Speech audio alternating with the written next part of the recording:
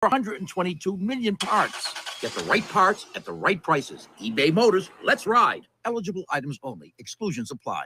If you're hiring, it can feel like you're trying to find a needle in a haystack. You can hope the right person comes along, or you can just use ZipRecruiter. And now you can try it for free at ZipRecruiter.com/radio. In fact, ZipRecruiter has helped a lot of business owners find their needle in a haystack, like Marco, president of operations at Telly Tires and Auto Centers. Because Telly Tires has grown a lot in the last few years, Marco needed to hire everyone from a receptionist to a store manager to a head mechanic. ZipRecruiter helps me find all the right people, even the most difficult jobs to fill. ZipRecruiter helps me keep my business running. Take it from Marco and millions of other businesses who've used ZipRecruiter. ZipRecruiter can help you find the needle in the haystack. See why 4 out of 5 employers who post a job on ZipRecruiter get a quality candidate within the first day. And right now, you can try ZipRecruiter for free. That's right, free at ZipRecruiter.com/radio. That's ZipRecruiter.com/RADIO. ZipRecruiter.com/radio. ZipRecruiter, the smartest way to hire. Businesses of Omaha, settling for a website that looks like it's stuck in the early 2000s? Then it's time to level up with JM Online. Our local team builds custom websites that solve unique business needs. We're not your typical web design company. We're your partners in online success. Ready to take your website to the next level? Go to jmonline.com and request an initial call.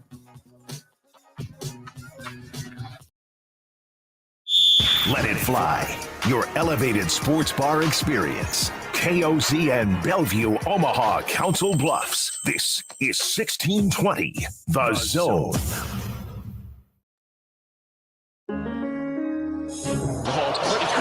Crossover. Oh, killer crossover. Just a crossover. It just crossed him over. Danced to another victim to the crossover. Cross him up and sit him down.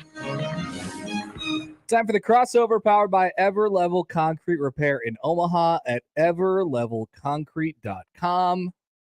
Here we are. Hey, buddy. Back here, back in studio, back in the high life again, as Steve Winwood said. You seem a little tired. I'm okay. What were you up to last night? I wasn't up to anything. I just went home at I just went home after the game. It was a longer game. That's all right. I'm probably feeling a little bit of the effects of the last couple of weeks. So you're in the cumulative effect. It finally has hit you, because so. The energy level coming from you at the baseball village is a little bit different than what I'm sensing this morning. There was one day I think it was Sunday, and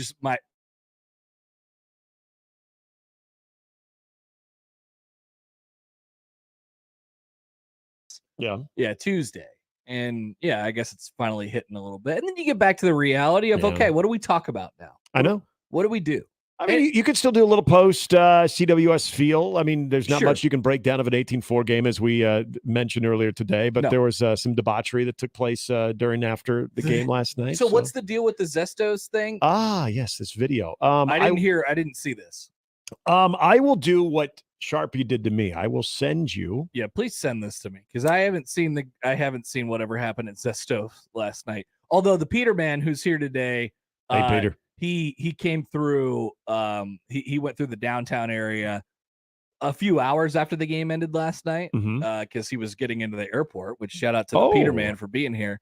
The witching hour, and he saw some things. He was wondering what he might see, and it did not disappoint downtown last night. It sounded like some late night stragglers finishing off the night, trying to find the hotel that was about 10 paces ahead. Did you go by Zestos ish around what time did you get in? I was driving right by the Chuck, probably 12:30. Okay, you might have just missed this. It's on your phone now, Connor. If you'd like to look, I mean, you can give us your impressions of what you're seeing as we're live on radio, because I kind of did a breakdown as I was watching this on radio too. I did see this. You did? Okay, yeah. So this is yep. Okay, there's stuff. This is at Zesto. Now, apparently, people thought that this may have been Ed Orgeron. It is not. Can confirm that it is not Ed Orgeron. But good for this guy. An Ed Orgeron lookalike? He's getting a different type of Zesto Sunday. Just, and the police officer who came in is like, all right, you guys got to calm down. Oh, the best part is when he tries to offer the security guard a chair Like, would you like to sit down next to us while right, this is right happening? there. I just got to it. And then the security guard's like, She's no, like, no, thank you. no, I'm good. So yeah, so there's that. Probably one of many different examples that took place. I'm seeing. So this video is timestamped at 9:00 last night. Oh, it is. Oh, see, I didn't look at the timestamp on it. It looked 9 p.m. last night, which wouldn't have been that dark. It would have been before the game ended. Yeah. They just decided to get an early jump in the crowd before they get more onlookers. Yeah, I had seen that one going around a little bit. Good one. It is not Ed Orgeron, but again. So they got after it a little bit last night. There's how's that flight back home today? Oh man. If any of them who have or the drive, even worse. Yeah, oh God. Godspeed to you guys. I talked to a lot of people who are like, oh yeah, we just all packed in and came up on Friday or Thursday or whatever it was. We wanted to come up for the championship series. I thought last night that it was kind of a late arriving crowd. I think there was like a lot of tickets available up until really late, and then people sort of gobbled them up. I mean, it packed in there pretty good. I still think if somebody asked me last night who did it better between Ole Miss and LSU, and LSU had a bigger presence throughout the entire series. Ole Miss did it better for the championship series. And I'm not saying LSU did it poorly because they did it great, but I think Ole Miss did it better for the championship series. Like in the actual game itself and the environment. They jacked that thing full, and it was a pure home field advantage. Now, I would have liked to see what it would have become like inside that stadium last night had that been a better game. Yeah. Because it got really loud. In the second inning. Yes. I mean, they really just kind of out of nowhere just kind of came alive. The Mississippi State year, I thought, was pretty impressive in that winner-take-all game. I remember talking, there was this great group. It was this family from Mississippi State. It was like a father, his son, a couple of his son's buddies, kind of like a guy's trip.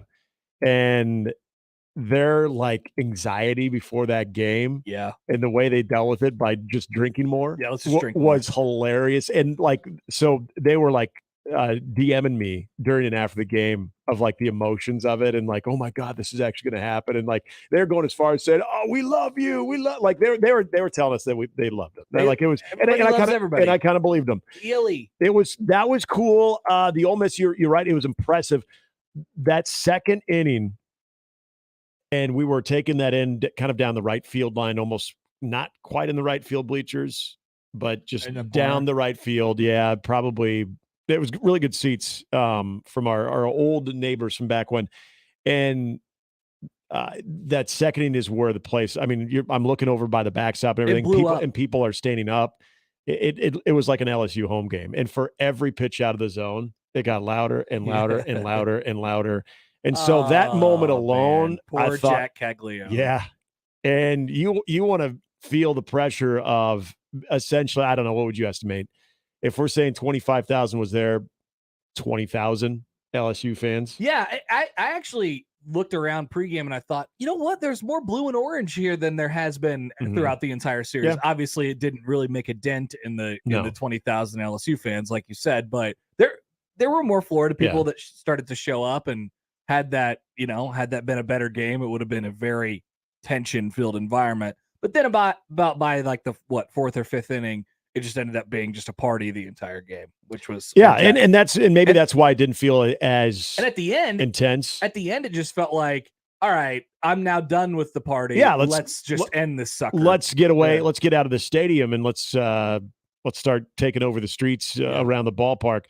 I go back to what you said about the day after, though, because we've all had that's a walk of shame, baby. But not really shame, walk of pride, I guess. Because and so I was just doing a bachelor weekend, and we drove. So driving back on Sunday from Chicago, sucked. That's bad. And I, of course, had all the ambition in the world of my father-in-law and myself, because my father-in-law is an early riser as well. We were like, all right, let's we'll get a beat on the traffic. Let's hit the bricks at 6. Yeah, 6 a.m. Let's do it. We come rolling in our hotel room like right after 1:30 a.m. Like, yeah, you know, let's set the alarms for 7. Yeah, I moved it back. I did exactly Let's that. actually go to the continental breakfast. I said, how about 7? And we'll try to make sure we're on the road because, you know, it's Sunday in Chicago. We should still be fine as long as we're out of here before 8 or even 9. Yeah. And all of a sudden, even that got a little later. I think we did finally push out around 8. So what time did you roll back into Omaha? It was about 3:30-ish. Oh, it's not horrible. Yeah, so it wasn't bad. Not bad. And we caught some of the game on the radio too, listened to some podcasts. But let's just say there was a lot more conversation on the way down than there was on the way back. And I just remember like having you have the shaky hands and everything just from, I mean, because you're just detoxing like crazy. Yeah, I can smell it. Yep. I can smell it. So I can feel it. All Everybody's those uncomfortable. flights today, all those flights that have LSU fans, the drive home is going to be even more brutal. But those flights that people are maybe heading in a similar destination, they have some connections in similar places. You're going to smell that in those planes. Honestly, we should like send a reporter down to Epley right now and just standing there with a microphone. How you feeling this morning? Oh, I'm feeling great. Haven't slept at all. Still drunk. Yep. Still drinking. Actually, you know. Well, that's kind of what you do, though. I mean, if I'm at Cracky McGee's, it's an Epley staple. Maybe you're just ordered a heaping pile of tater tots. Does the Godfathers have the breakfast pizzas too? I think they might. I think they might actually have some breakfast ones for their early arrivals. That would be. I believe they do. That'd be nice. But yeah, old Cracky McGee's that might be your go-to. I don't envy them at all. I mean, hey, good for you. You get to celebrate a national title, but that travel day coming back. Nope. Not a fun morning. Especially if you've been here all week and change. How much money you have spent. You're going to look at that credit card statement.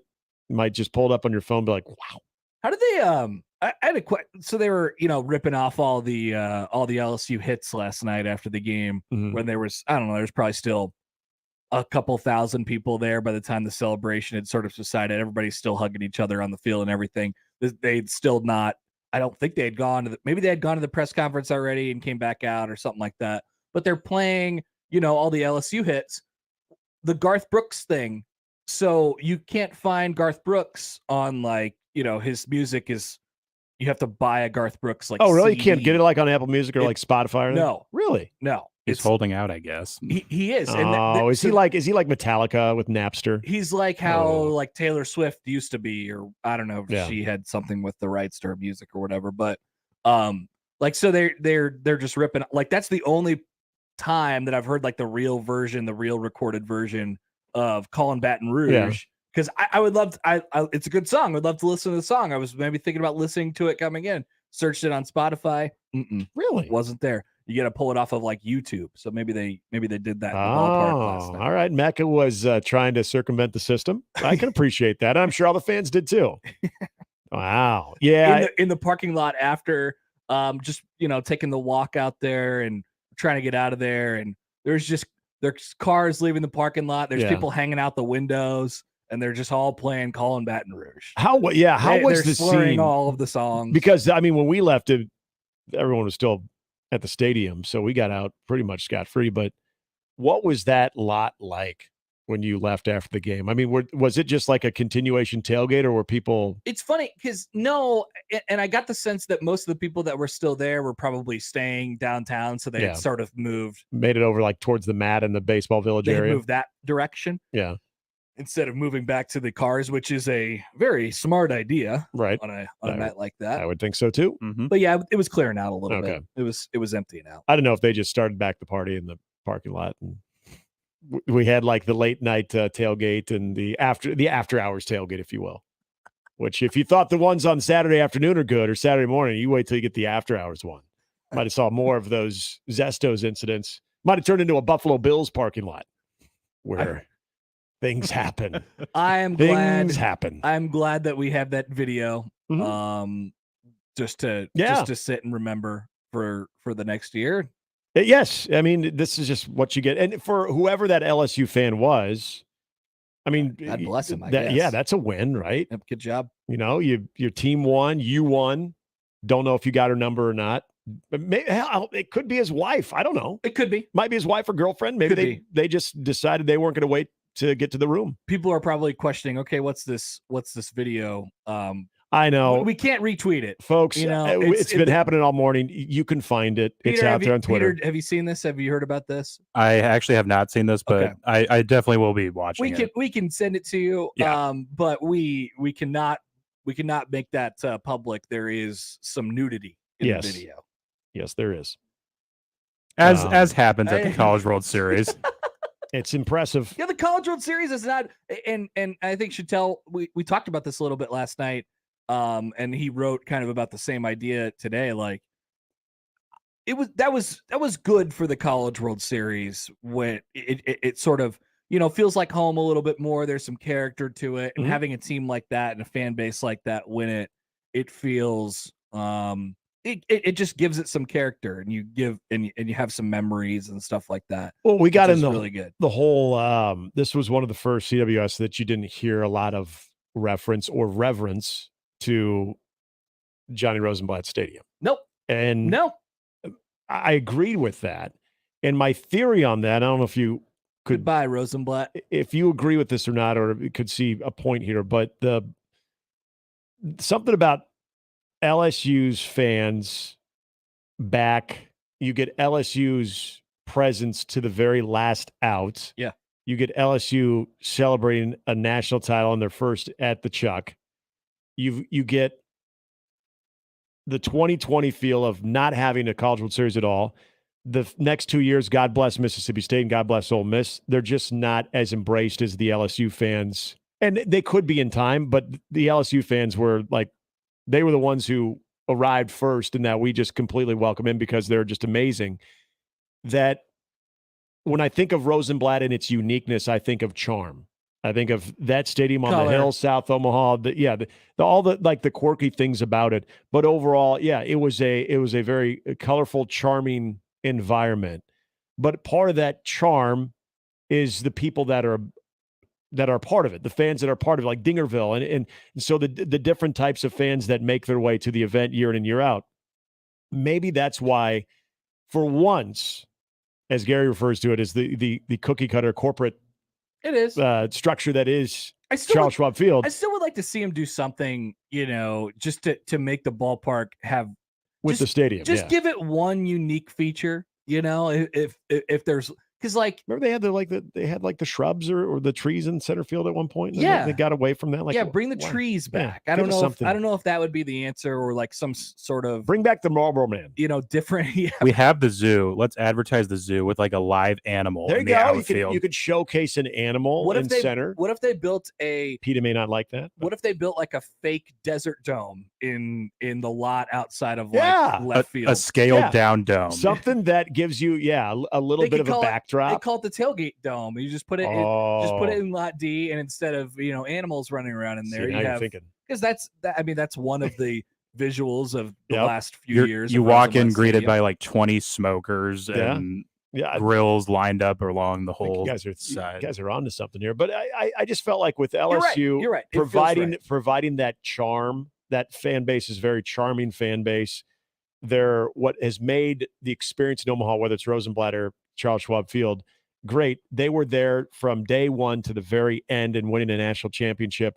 I think just that presence finally brought some real charm to the event that we only feel like we ever had with Rosenblatt. Yeah, and I don't think we get that probably. And this is no offense to Florida, because I thought they would have been a very deserving national champion. I mean, I had to sort of defend them because people were like, well, they just ran through that first bracket. Yeah. They obviously, aren't quite as good. I know they are good. They're a very deserving national champion. But when you look at like who won, obviously LSU with their fans, but it's the type of teams they have either, and it reflects and it reflects in the fan base. Like Florida is like Sam made the point yesterday, and he compared it to like Red Sox, Yankees.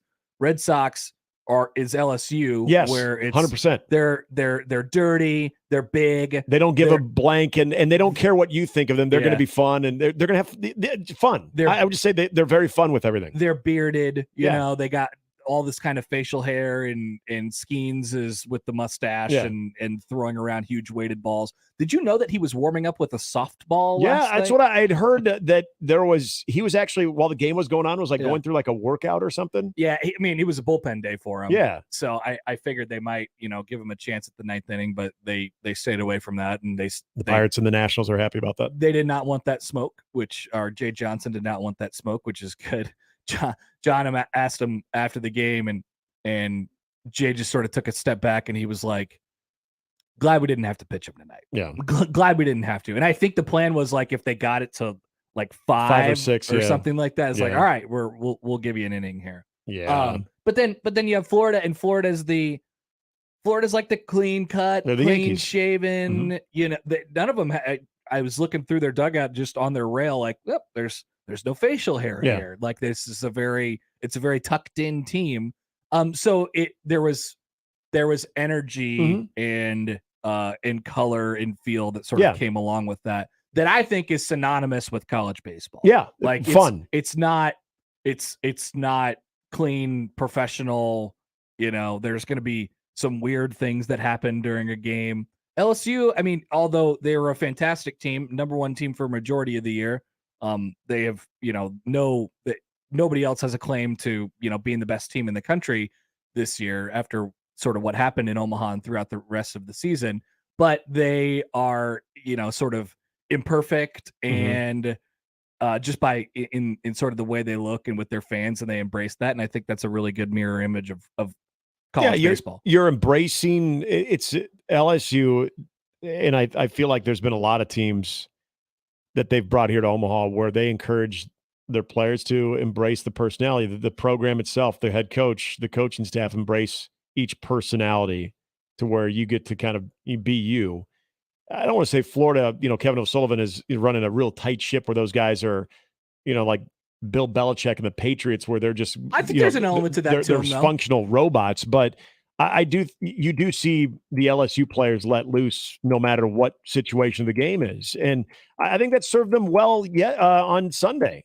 Yeah. I think by the time you get to the sixth inning of that massacre, that they were already moved on to the next game because of, I think, the way they are able to kind of let it fly, let it loose a little bit, be who they are. Their personalities are valued amongst that coaching staff. And I think that served them well going into last night's game, where if you're a really, tight team, if there's the Patriot way, or, it's the Gator way, or whatever it might be, where you're losing a game like that and you're so wound tight, it might be really tough to bounce back the following day and put yourself in a position to be successful like LSU did. Now, I don't know who you guys took. I took LSU, but I certainly didn't see 18-4. Yeah, exactly. Same thing. Same here. We all took LSU, but I think I said LSU gets some early offense and they hold off Florida and win 6-3. Well, there was a moment where it was 6-2, like in the second. Yeah, there was a moment where it's like, LSU's kind of on the ropes right now. Yeah, this is early on, because that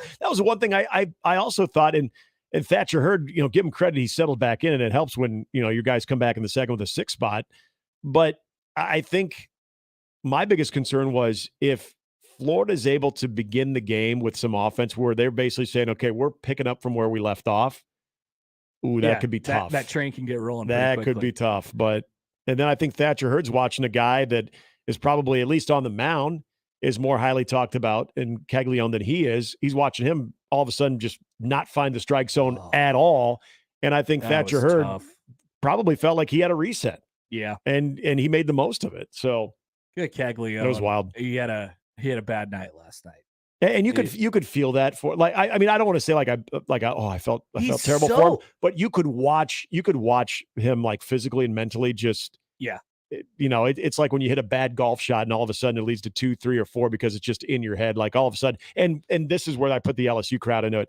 Every pitch that was out of the zone, it's like louder. And you could tell by the end, it's just like he's got no chance to find the zone. He was overwhelmed. He's guiding the ball like he's just trying to get anything over. He was trying to find it. But when he in that, I guess it was the second inning when he came back. I mean, he was electric. It's amazing how quickly it fell off. I mean, that really shows you how big of the deal the mental piece is in baseball, especially on the mound. But I mean, when he locked up Morgan with that fastball at his neck, basically. Mhm. I'm like, oh no, It's gonna be that kind of night. he's got it going tonight. The umpire cam on that one was like, keep me far away from that batter's spot. No, thank you. Yep. Yeah. No, thank you. Yeah, Calvin crazy. writes in on the YouTube. He says, I mean, what's one night a hotel room during the College World Series cost? 300, 400 more? So the people that stayed for the whole time, 11 nights, easily dropped over $4,000 in just lodging. Mhm. Then all the food, the booze, the merch, the flights. That's a $10,000 Yep. 2 weeks. Yep. So I mean, and even welcome, if Omaha. even if And they would do it all again. oh, they would do it and some. Like the travel back home. Like if you're driving, maybe you feel like you're saving money. Gas is not cheap either. So No. that is just. I remember talking to some Arkansas fans when they made it to the final day, and the one that I know Arkansas fans don't want to talk about, but I remember the pop-up. there was something. Yeah, it was. I want to say a fan that we had talked to said like they're rolling up on $8,000 that they'd already spent just between hotels is going to be the biggest chunk of that. Yeah. Especially if you want to stay anywhere near the ballpark. Because if you just want to go out and you know some people that are tailgating stuff, you can go out and buy a couple cases of beer pretty cheap, and you could do it that way. And then maybe get the occasional, pop somewhere, at a restaurant or a bar. But no, but if you're doing it big, yep, it's I would think 10,000 easily, if not more. That's I can't to be I'm like, we're from here. I mean, if I'm spending that type of money, I'm like going to Ireland or something. Like I'm going to like Scotland, but like to do that in Omaha, I mean, this is why baseball. I mean, it's a grind because you get that full week. Like it's one thing if like you and I decided, hey, we want to go watch Nebraska go play in that national championship game. That's one game, so we're on the hook for one game, and probably 4 days? Yeah, and a few days. And lodging and meals. You know when you're getting there. You know when you're coming back. Yep. You don't have to mess with anything as long as you got the travel stuff all situated. It ain't going anywhere. Right. The game's not getting moved around. You don't have to stay an extra 5 days because you're playing 2 more games or whatever it is. Yeah, you go into Omaha that weekend. We're like, we could spend anywhere from $2,000 to $15,000. Let's see how this one goes. And I wonder at some point you're like, and if I want to stay, but I got a limit. I can't do this. I can't justify this anymore. I talked to some people who were there through the early part of the week. This past week, I guess. Yeah, it's Tuesday. Last week, so they were there through the first weekend, stayed for the first couple days, went back or wherever they had to go, and then came back for the weekend. finals. Yeah, which, I mean, I guess it saves you a couple days in hotel. Yeah, I suppose. The flight's coming back, or if driving again, you're going to spend money. But then there's also the group that's probably committed to seeing some games, so they're going early first weekend. Maybe they stay for 2 games and they go home. They're like, if they're still alive, we'll just go watch with our friends in Lafayette or Baton Rouge or wherever we're watching this. Or then there's the exact opposite of, I'm going to keep tabs on this thing early on, but if it looks like we're going to make the championship series, I'm going to start making plans. Because you know what? Awesome. Hey, We love them the for hotels have thinned out as teams are leaving. So, and I think Nebraska, if you compare it to Nebraska fans, they'd probably do the same. Yeah. It'd be a grind, but they'd have a lot of presence. At least they wouldn't be spending as much money on lodging. But yeah. I mean, some of them, if they're coming from Lincoln or like Grand Island or like different parts of the state, then you're not going to want to drive back and forth every day. So you're staying at hotels. But as people are checking their bank statements today and tomorrow and load up them credit cards. Ooh, hopefully you get some rewards. Hopefully you get some points. Hopefully you get some points out of it. Yeah. Hopefully your next 5 flights are free. Yeah. That end of the year points match type thing. Hey, yeah. That might be a nice little upcoming vacation on your credit card. All right. It's all over. That's it. It is. And now we move into college football. It's pretty much college football. My Phil Steele magazine should be on the way. Yep. I haven't seen those. I think the NFL previews are starting to make their way out as well. Somebody texted in or maybe tweeted into the show and we're like, I know what time it is now. Oh, let's see. It's Brian who said, just in response to our show today, he said, this part of the sports calendar is what I like to call fantasy football prep season. Would you like to do a fantasy football, high school fantasy football? High school fantasy football or fantasy football prep? So maybe that's not preps. Maybe that's fantasy football. We're prepping for our fantasy football drafts. That's how I would have interpreted that. But so you bunker you get in the bunker for the next month and you get ready for your draft. Yep. I have one friend who is an absolute degenerate who will go through like 5 or 6 mock drafts before his actual draft. That's crazy. Yep. I don't know if I have the dedication to do that. I keep up with the news. I we make sure nobody gets hurt. What the trend's like, but so it's sort of a daily thing, but not active daily. Yeah, I'm not going through mock exercises on what my fantasy draft's going to be. I'm going to think about what the draft has for me about a couple days before. Yep. That's about it. I feel like that's the way. And you know what? I bet Connor that way of going about it has probably got you maybe a victory once or twice, right? Yeah, I never won our championship yet. I take a lot of crap for it in our league. Okay. Well, know this. I go about it a very similar way as you do, and I have won before, so it's coming. It'll be there. I think my process is good. Yeah. I'm a contender every year. I probably have the greatest winning percentage of a team who's never won a title. You're a good regular season guy. Then you get screwed in the playoffs. Okay. Yep. Yeah, that's tough. So you're going about it the right way. You need some better luck. I think the process is good. Yeah. It's hard to not change and adjust though. You got to adapt. Maybe like Nick Saban. Flawed process is the worst thing. So if it's not it doesn't seem like a flawed process if you're making the playoffs regularly and we'll take regular season champ. No, you need to get into a league that also rewards your regular season champ as well as your playoff champ. That would be helpful, league commissioner. I'm in one of those as well. You get a little bit of a cut as regular season that champ. would have helped me. All right, Nick. We'll let you go. Yep, you boys hang in there. Peter, man, Oh, keep them awake because I'm not going anywhere. I'm alive. Kind of just the energy level just seems a little bit.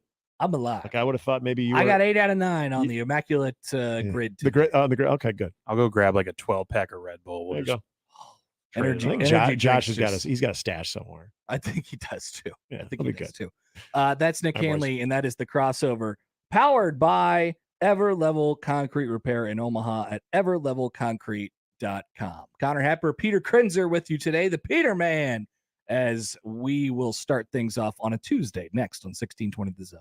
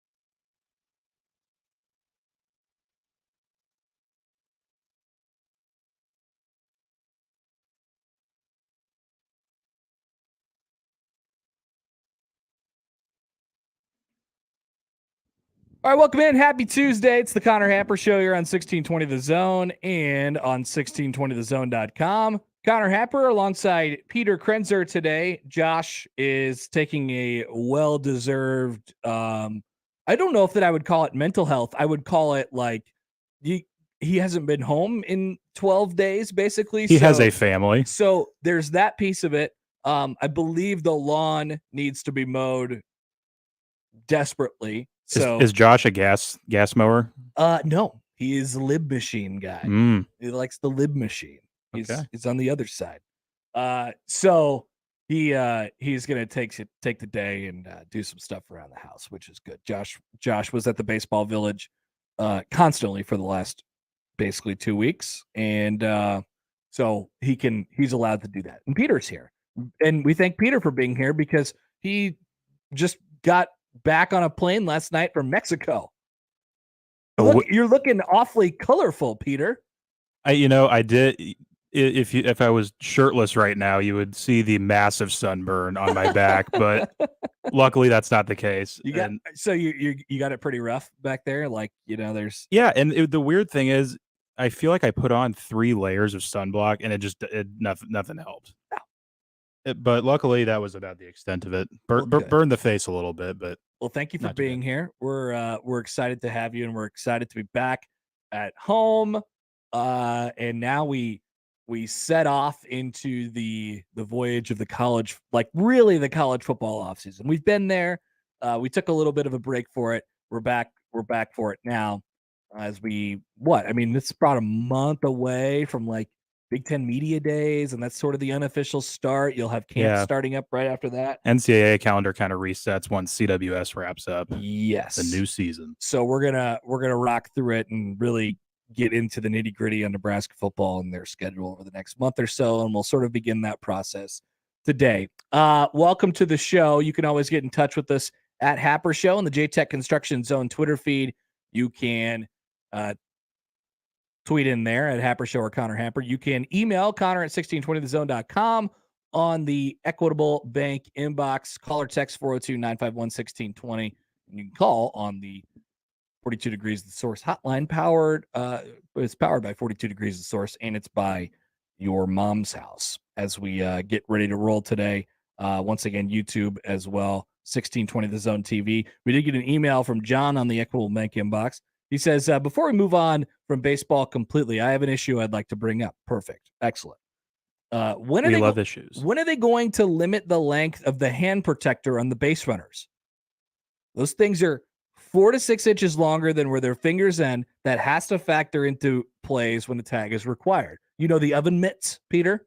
Oh, the oven mitts. The oven mitts. Yep. Everybody, they think it's really cool now. You got to have one in your back pocket, and you're sliding into bases. You're avoiding breaking your fingers, which I basically did that once, sliding. I wish they would have had the oven mitts when I was playing baseball. You slide in and you jam up your finger a little bit. It's not great. Or getting stepped on, cleated and stuff like that. So they wear them now. And John's right. They are significantly longer than your fingers actually are. Is this a problem in your eyes? I don't see it being too big of an issue. I think it would be. Although they did make the bases bigger at the professional level, and it has seemingly made some sort of a difference in terms of teams running a little bit more often now. So I don't know, maybe there's something there. I think it would be every inch counts. A hilarious running gag if every year they progressively got longer, just by a little bit. Who will be the first major league player to have incredibly long fingernails or to have the longest oven mitt available that they could find? Eventually up to like your elbow, then your full arm. It's just a full arm oven mitt. Could be funny. Jimmy tweets in. Jimmy Allen, host of the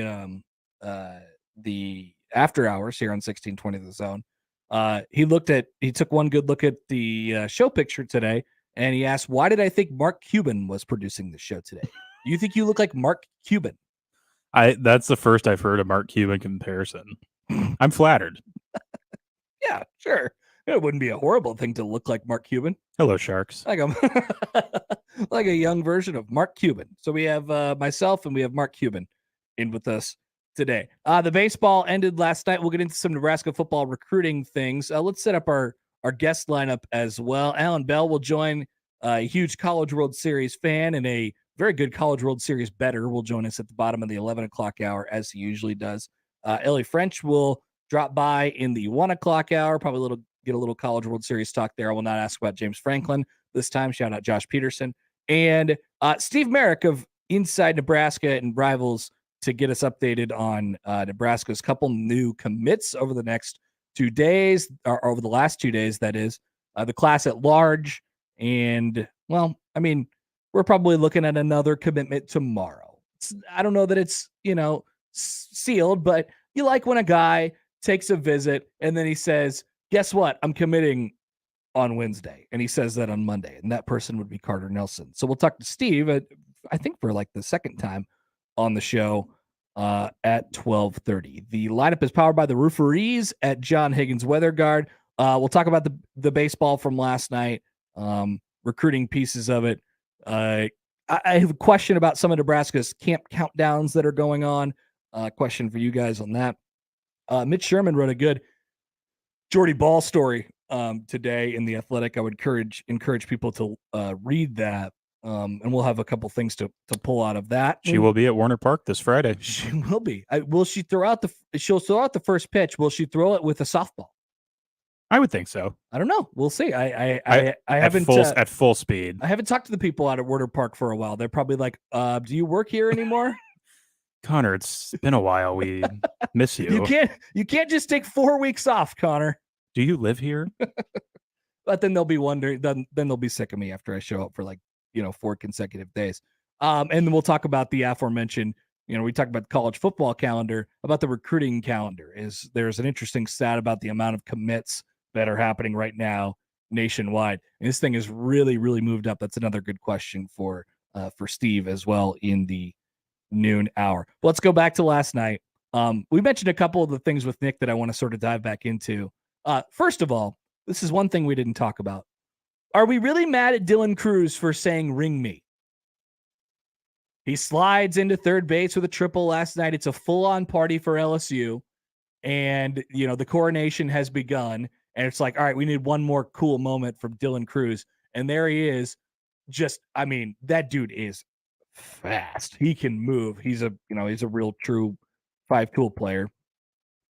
Slides into third base. He gets up. He looks at his dugout. And I think he was wearing the oven mitt, or maybe on this other hand, and he points at his ring finger just as a couple LSU athletes did before him, like Joe Burrow and like Angel Reese. And he said, ring me. He wasn't saying ring me to the Florida dugout. He wasn't saying ring me to anybody in particular. He was just saying ring me. I saw some people who last night were like, oh, come on, we're really doing the ring me thing in the middle of the game. Yes. They're up by 10 or 12 or whatever it was at that point. Yes, it's okay. The party is on. It's a tough night for Florida. And I suppose you don't want to rub it in too much. But come on, guys. It's really okay. There's winners and there's losers in sports. And the winners are going to have a better time than the losers. That's the difficult part about losing. Sometimes you lose and it's not always fun for you. And that was the deal last night for Florida. I was walking by at the end of the game, and this is probably, I don't know, well over an hour maybe, or just about an hour after the game ended, and sort of walking through their area downstairs, and there was a whole bunch of guys sort of grouped up, and they were ready to get on the bus, and it was just silent, quiet. That's the tough part about it. There's winners, there's losers. The winners are going to have fun. The losers are going to have less fun. So let's put that behind us. We can do the ring me thing. It's okay. I actually think it's cool. It is. I agree. All right. Amazing Daniel on YouTube. Oh, hello, Amazing Daniel. Considering Florida was stealing bases up by 20. True. Very fair. They were taking extra bags on Sunday afternoon. But I don't think there was, I thought if that game, and we talked about it a little bit on the pre-show yesterday, I thought there was a chance that, especially if that game was close, that it could get a little testy at times, especially with the crowd and the environment, just the juice for it. And, we didn't really get to that point last night, and there wasn't ever a threat of retaliation or anything like that. So, they were taking extra bases. LSU was taking a couple extra bases last night, stretching doubles into triples and singles into doubles and stuff like that. It's all good. It's all good.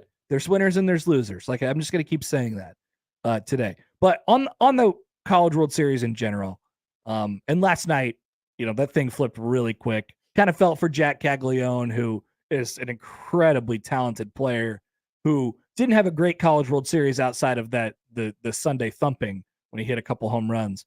But it just went badly really, really quickly for him. He was rattled out there on the mound. He'll come back and he'll be better. That's going to be a top, 10-ish pick probably in next year's draft. There's a whole bunch of first rounders that are, already on the line for 2025. And then we had a really good crop of guys that we're going to see their names called in a couple of weeks at the MLB draft this year. And that's where I sort of wanted to go with this. And I know you guys this is the first time you're hearing this, but I think the College World Series this year will be remembered as the one for the great games that it had. And all the one-run games in the preliminary, sort of in the first weekend, obviously, I think highlighted by the Wake Forest LSU kind of semifinal game. And then, there were the two games over the last couple of days. Obviously, there was the great Game 1 championship series final. That was, another memorable game. But it'll be remembered for highlights like that. But it will be an all-timer. This College World Series gets elevated, and it will get better as time goes along because of the amount of talent that we saw in Omaha, which is really unmatched by any other year, certainly any other year in this ballpark, any other year, maybe in College World Series history, where each of the top three picks were there. Each of the top three picks were in the finals between Cruz and whatever combination of Cruz and Skeens. By the way, I did see a mock draft today that had Skeens going first. So I don't know if it's signed, sealed, and delivered that it's Cruz, but I kind of thought it has been for a while. Wyatt Langford's probably going to be the third pick. He's going to come off the board right after those guys.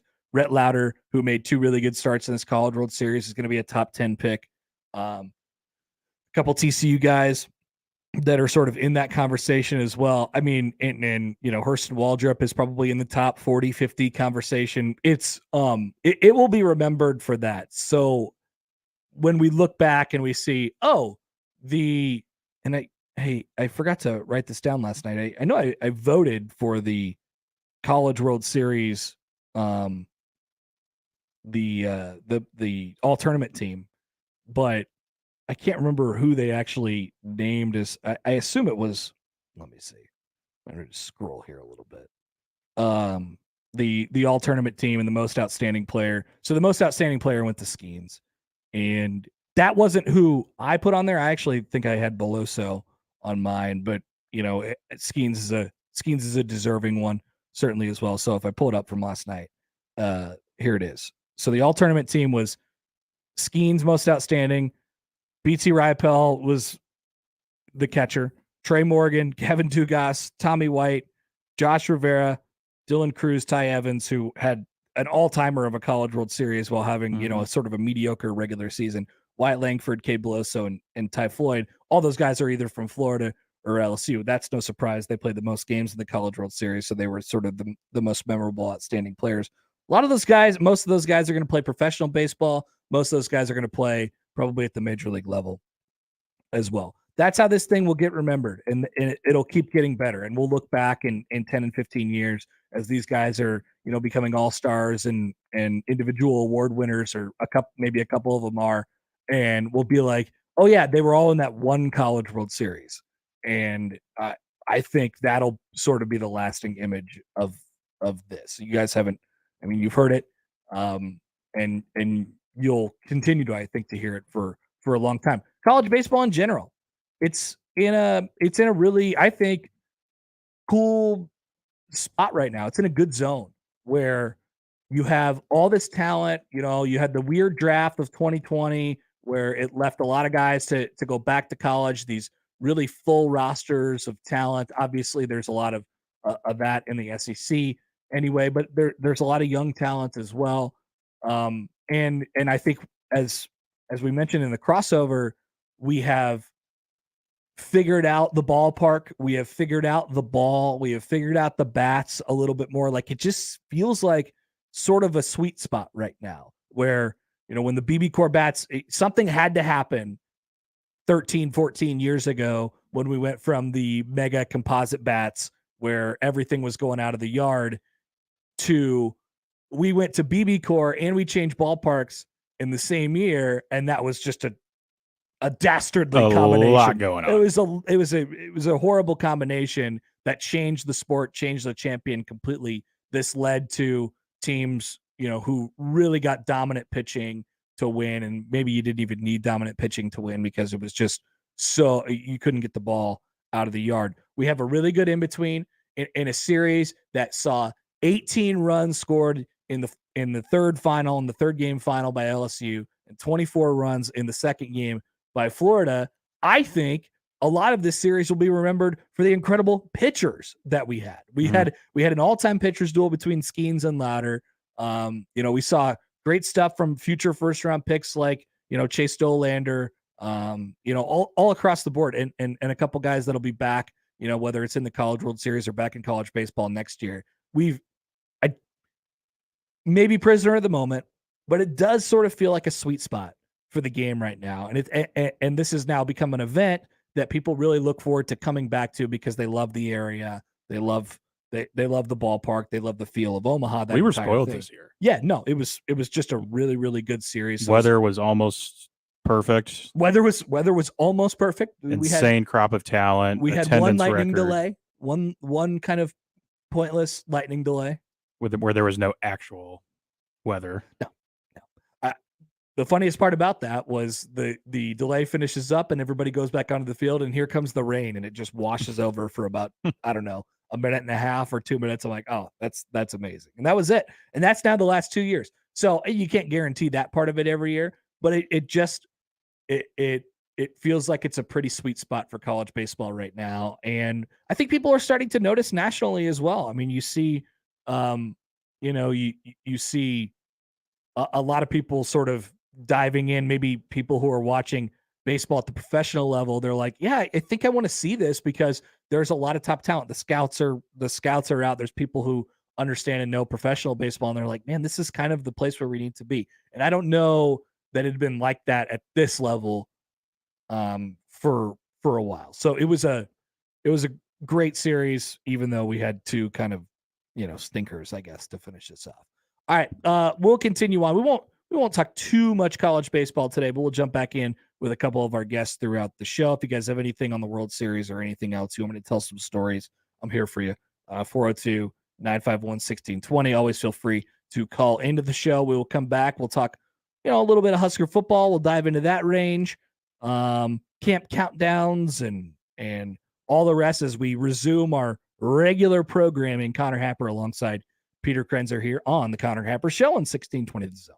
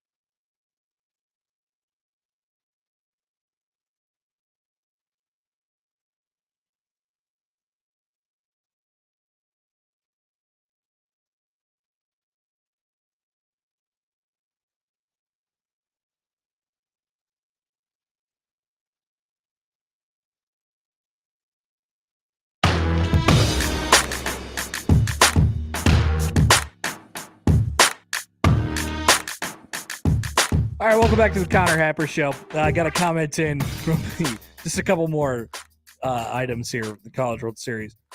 Dion writes in on the YouTube stream, 1620 The Zone TV. You can join us there as well. You can see my Jim Croce shirt today. Say what's up. There it is. There he is. People are wondering, where's the Jim Croce shirt? There it is. Dion writes in, he says, on the College World Series, I will never remember it because I didn't watch it. No big deal. I'd rather watch a game played on an Aztec ball court where the losing team is sacrificed. And I got to say that I think a lot of people would probably rather watch that. I don't know that that was a great TV. I don't know that that was a great example. I thought Dion was ramping up for, I would rather watch paint dry or something like something incredibly boring. That sounds, not fun, but I do think as the evolution of sports and television comes around, eventually we're probably going to get to, yes, the losing team dies. Just a wild thing to say on a Tuesday morning. Eventually, but you know what? It would be an alternative viewing experience. You don't think that people would watch a game where the losing team dies? I think it would definitely draw ratings. Yes. Everybody would watch that. The intensity would be incredible of that, whatever sport it was. It wouldn't matter. You don't think that people would watch that? Everybody would watch the Survivor game show, except actual death. That would get way better ratings than the College World Series. And the College World Series did fine for itself. That would get way better ratings than the College World Series. So I don't know if that was that was a great example. Also, one more thing from last night. We haven't talked about this yet. The meme. Have you seen the burgeoning meme that we have from the College World Series last night, where there was an LSU fan, there was a woman next to the LSU fan, and whatever I don't know what the LSU fan was trying to say, but the woman didn't even make eye contact, and she did one of these, Peter. Talk to the hand. Just calm down. Calm down. I don't know what you're trying to tell me right now. Just calm down. Get back. Get out of my face. I saw a few different theories. I saw she's a Florida fan. I saw she must have been annoyed the whole game with him. I'm gonna say that probably. Yeah. I'm gonna say that probably. Yeah. Like this has happened to everybody at a sporting event. It's like, all right, dude, you're like, I put up with this for a while.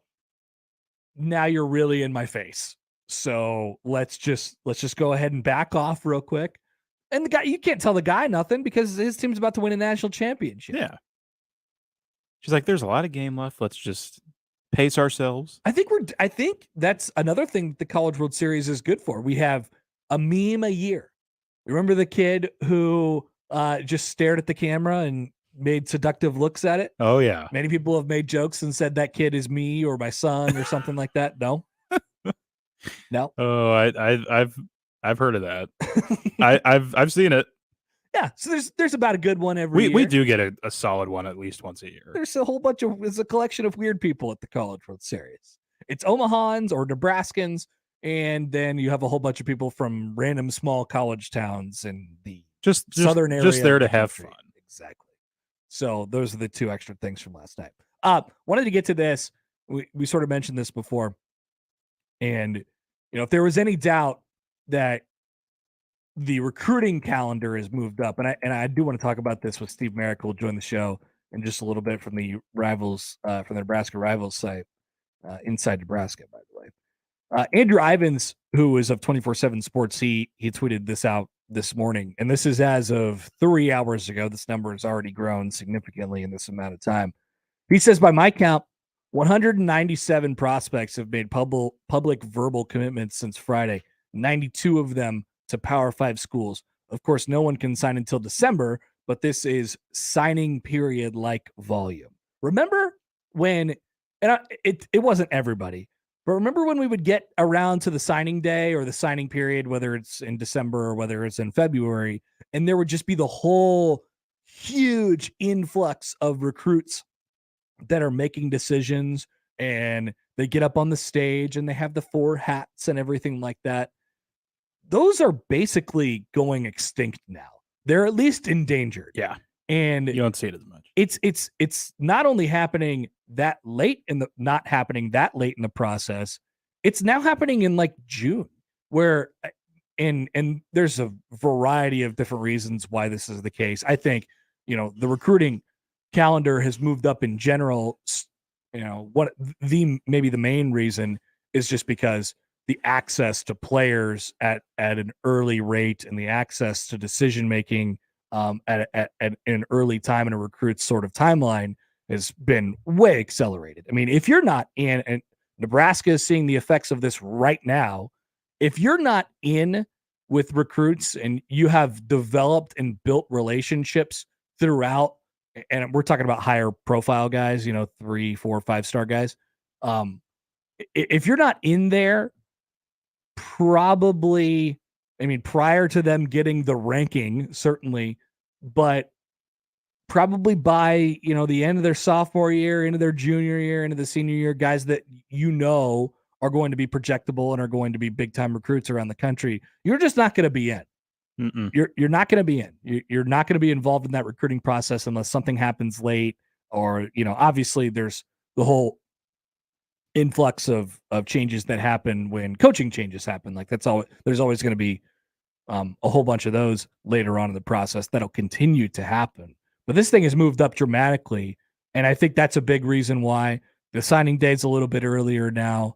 We have the players, the recruits going to various camps, and I think they're being pushed a little bit to move that recruitment up. I think in a lot of cases they want to move that recruitment up. If you can, as a prospect, feel like, all right, I have basically what I'm going to have before my senior year, which means you're projectable enough where you're on people's radar before that, then why not do it? Why not make a decision? Why not publicly commit before your senior year even starts? That way you can have it out of the way. You can, take part in some peer recruiting. You don't have this intensely busy visit schedule in the fall where, how many times has this been a thing for Nebraska over the years where I just don't know if you're going to be able to get these recruits on campus and in here for these 11 o'clock kickoff times because they have to fly across the country and they have to play football on Friday nights and stuff like that. It is, and they have enough going on their last year of high school ball. I've always thought that too. I've always thought that too. And now, we have this thing where we're really starting to see it play out in real life. And when you think about it, it doesn't, I don't know that it's great for the game that it's happening this early in the process, but it is certainly better for the recruit. If they can make contact early, if they can develop relationships early. Once again, this is not a blanket thing. It does not happen for everybody, but I'm just speaking in generalities in sort of the recruiting world right now. Some kids are just late bloomers and they don't get recruited at all until halfway through their senior year. And then it's at that point their recruitment blows up. Mm-hmm. There's always going to be that. That will continue to happen. But when you think about it, for a high school football player, a high school athlete to be going through their senior season, playing on Friday night, being one of the leaders of their team, and I think this started, by the way, with the quarterback position is sort of, branched out from there. You're going to play football on Friday night, and you're going to travel to God knows where to go to a football game on Saturday afternoon somewhere. And then, I don't know, maybe you probably want to stay on the campus on Saturday night and then head back home Sunday morning. You're probably missing some sort of workout with your team. Like, it's become a really difficult thing to balance. I thought it was really interesting listening to Danny Kalin, who was on Sportsmanlike Conduct yesterday out there at the Village with Schaefer and Josh. And, he's taken a real spotlight in this class because, yes, he's the quarterback. Yes, he is from Omaha. He's from Bellevue. And he's trying to peer recruit. So he's trying to be as involved in the process, almost an extended member of the coaching staff as much as he can. And so much so that you almost forget, oh yeah, he still has his senior season left to play. He has to captain that team. He has to work out. He has to do, all these other things that involve him playing quality quarterback for Bellevue West this year. But as you said, he knows what his future, what lies ahead. He has this year. He has the advantages of the peer recruiting.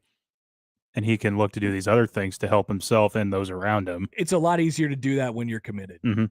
There's just a, I have sensed, and I think Daniel specifically now, we'll talk about him a little bit, like he was a kid who probably, needed to come out of his shell a little bit. And, he's certainly done that over the last couple, year. Been being the starting quarterback at Bellevue West, now being a Power 5 recruit and going to camps and going to Elite 11s. And you can hear it in his voice yesterday. He has come out of that shell, right? He is a confident guy now. Very much so. He's certainly done that. So I think, the earlier this keeps going, you'll continue to see instances like him, which once again, I'm not sure if it's a good or a bad thing, but it's certainly a change. The late decisions, it doesn't happen much anymore. And so when you apply that to college football and sort of how it works, think about it this way.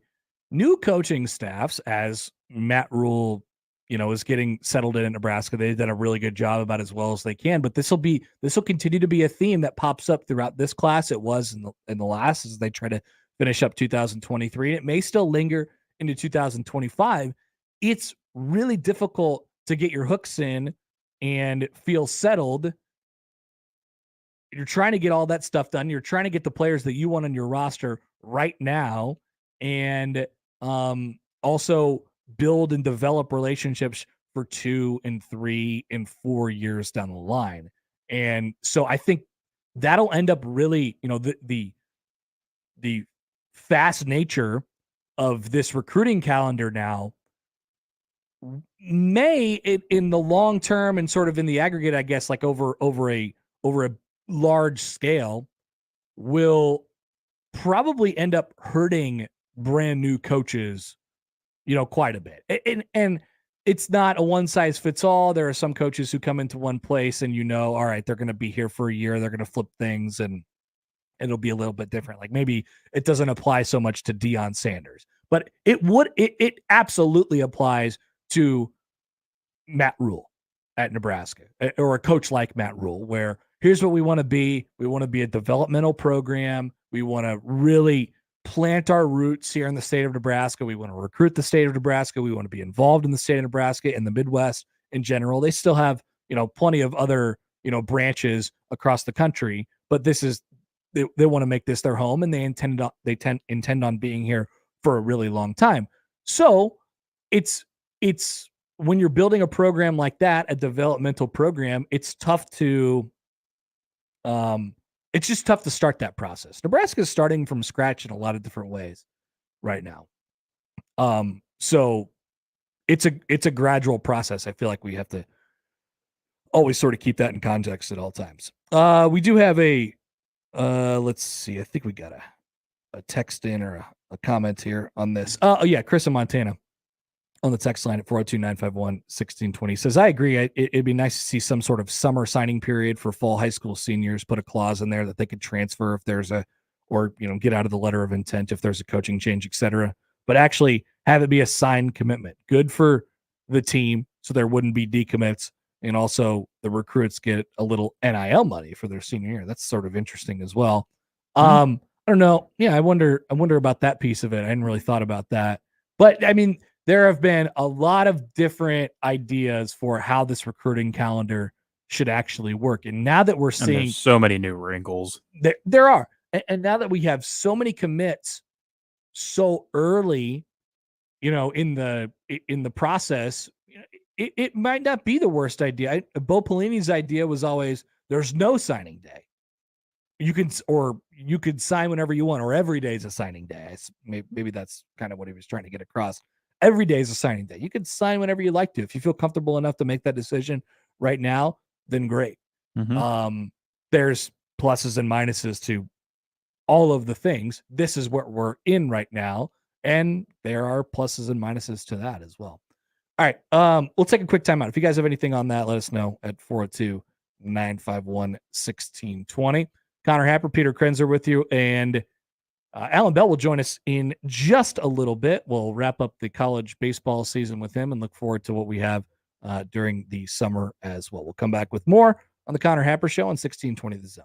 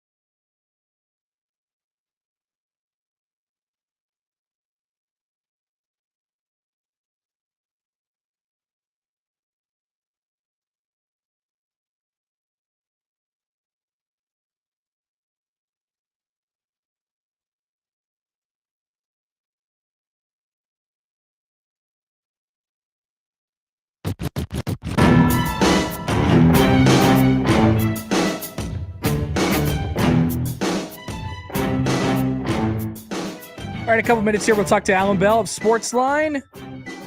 Wrap up the College World Series. I mean, we'll be long with Alan until we're talking about the NFL. Soon enough. We saw the Lombardi Trophy that was in town over the weekend. Made a stop by the Omaha Baseball Village. I believe Josh Odson was happy to take a picture, even though he's a Tennessee Titans fan and won't probably ever see it. And, that close up again. One of his players holding it anyway. So soon enough with Alan, who will join us here in just a couple minutes. I just saw this from Sipple. I had a couple things today.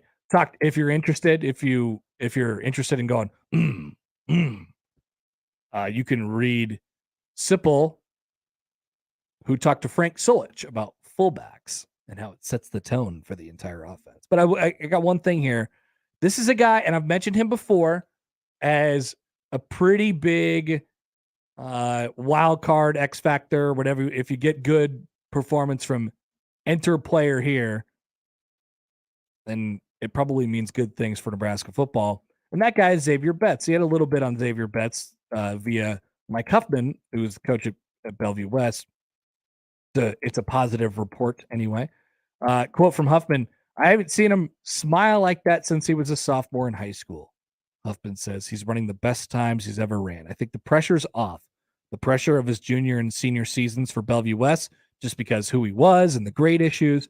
I don't think he enjoyed it that much. Now he's finally enjoying it. He's a rare talent." And Sipple writes, "If you're a Nebraska fan, you want to see Betts realize his full potential. It's that simple." And Sipple also writes, "It's that simple with anyone in this world." Hard to disagree, Sipple. I keep hearing positive reports. I keep hearing positive things about one Xavier Betts, and I keep getting excited about it every time. Later in the show, we'll name off a few players who, sort of have to be dudes this year in order for Nebraska to sort of do anything. You'll find, and we'll talk about it, the list is relatively short. I sort of thought about it as we're going through our camp countdowns, indispensable Huskers to watch, whichever one you might be reading or going through, or all of them right now if you're a sicko like me. So we're getting close. We're in the 60, like 6 days away from Nebraska playing against Minnesota. So we are finally about to turn the calendar over to July. And so we'll talk about some of those players a little bit later on in the show. And I've long said, I don't exactly know what to do with Xavier Betts. I don't know if you can, say, all right, Xavier is going to be good for 700 yards receiving or 1,000 yards receiving or whatever it might be. So I don't exactly know what to expect from him, but we keep getting good reports. And here's what we do know. The potential is there. Nebraska has a bunch of guys on their roster that I think fall in the same category as Xavier Betts, where the potential is there. And if Matt Rule and his staff can figure out how they operate the best, put them in the right situations, that they can really flourish. Obviously, Betts is one of those guys. I mean, maybe Eric Gilbert's waiver pending will, is probably another one of those guys. Hell, Fedoni is probably one of those guys. There's a whole bunch of them on the defensive side of the ball. Transfers that are coming in as well, like MJ Sherman, and Corey Collier and Chief Borders and all those guys. So we don't know exactly what we're going to get from them because we haven't seen that production, or in Betts' case or Isaiah Garcia Castaneda's case, we haven't seen him produce in a while, or we haven't seen him produce consistently. So if you can get, and it's not just something like you're going to need some steady production out of some of these guys. Well, it's, as I've said before, in a lot of ways, it's a math equation. So how many of those guys do you need to step up on top of guys that you're already counting on? And how many can you afford to not be a factor in the equation, even though you're counting on them right now? How many people do you need to sort of come out of nowhere? That's sort of part of the figuring out process with Nebraska football and how good they're going to be this year. But I have, everybody's seen it. Everybody knows it because we've seen it on the field for Nebraska before. If you've been around high school football for a little bit, you remember him at Bellevue West. there is no doubt that this is a game-changing player. That's it. Xavier Betts is a game-changing player, can be a game-changing player, but will Nebraska be able to depend on him, I think is a really big question for this year. So I'm going to bring it up every time I hear something good. Every time I hear a good report, every time it's like, oh yeah, man, I saw Xavier Betts doing this today, or saw a video out there, or here's a quote from Mike Huffman, or whatever it might be, or Matt Rule sort of mentioned something about him. Matt Rule. I'm going to bring it up because I feel like it's a really, really significant piece. And but as Huffman said, there's no pressure. And I think that's sort of the beauty of having a new coach, or the real advantage to having a new coach, where these guys who have been around for a while, there's some sort of kind of pressure on them to be whatever they might be. When you have new coach going into the season, you have this clean slate and you have the ability to sort of develop relationships. And I think Matt Rule and his staff really took it to heart. They were like, we're going to build this fundamentally from the ground up. That means we have to develop relationships with everybody. That's first. We have to develop relationships with everybody on our roster, everybody in our building, and all the recruits that we're going to potentially bring into our program. And that has to be the building block. That has to be the very, very first thing that we do. And then we can get to the football part. And I think that sounds like a blueprint that could potentially work really well for a guy like Xavier Betts. So, yes, color me excited. I'd be excited if we keep getting good news on that young man. We love the good news. We love the good news, as Peter says. Alan Bell will join the show next. We'll recap the week in Omaha. We'll work on getting him the frozen box of Runzas, which we have learned the price tag on. It's not. We might have to crowdsource it a little bit, or maybe get some contributions from others. Alan didn't get to visit Omaha this year, but he really wants a box of Runzas. I feel like we could pull that. We could. It's just going to cost a little more than we were thinking. It's going to cost a couple dollars. Alan Bell of Sportsline joins the show next in the Connor Happer Show on 1620 The Zone.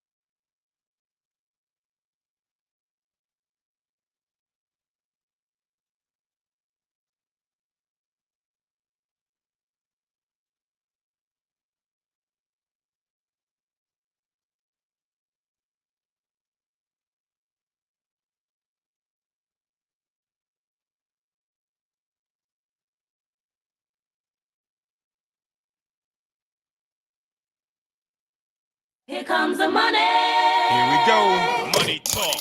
Here comes the money. Money, money, money, money. Alan Bell. Sportsline.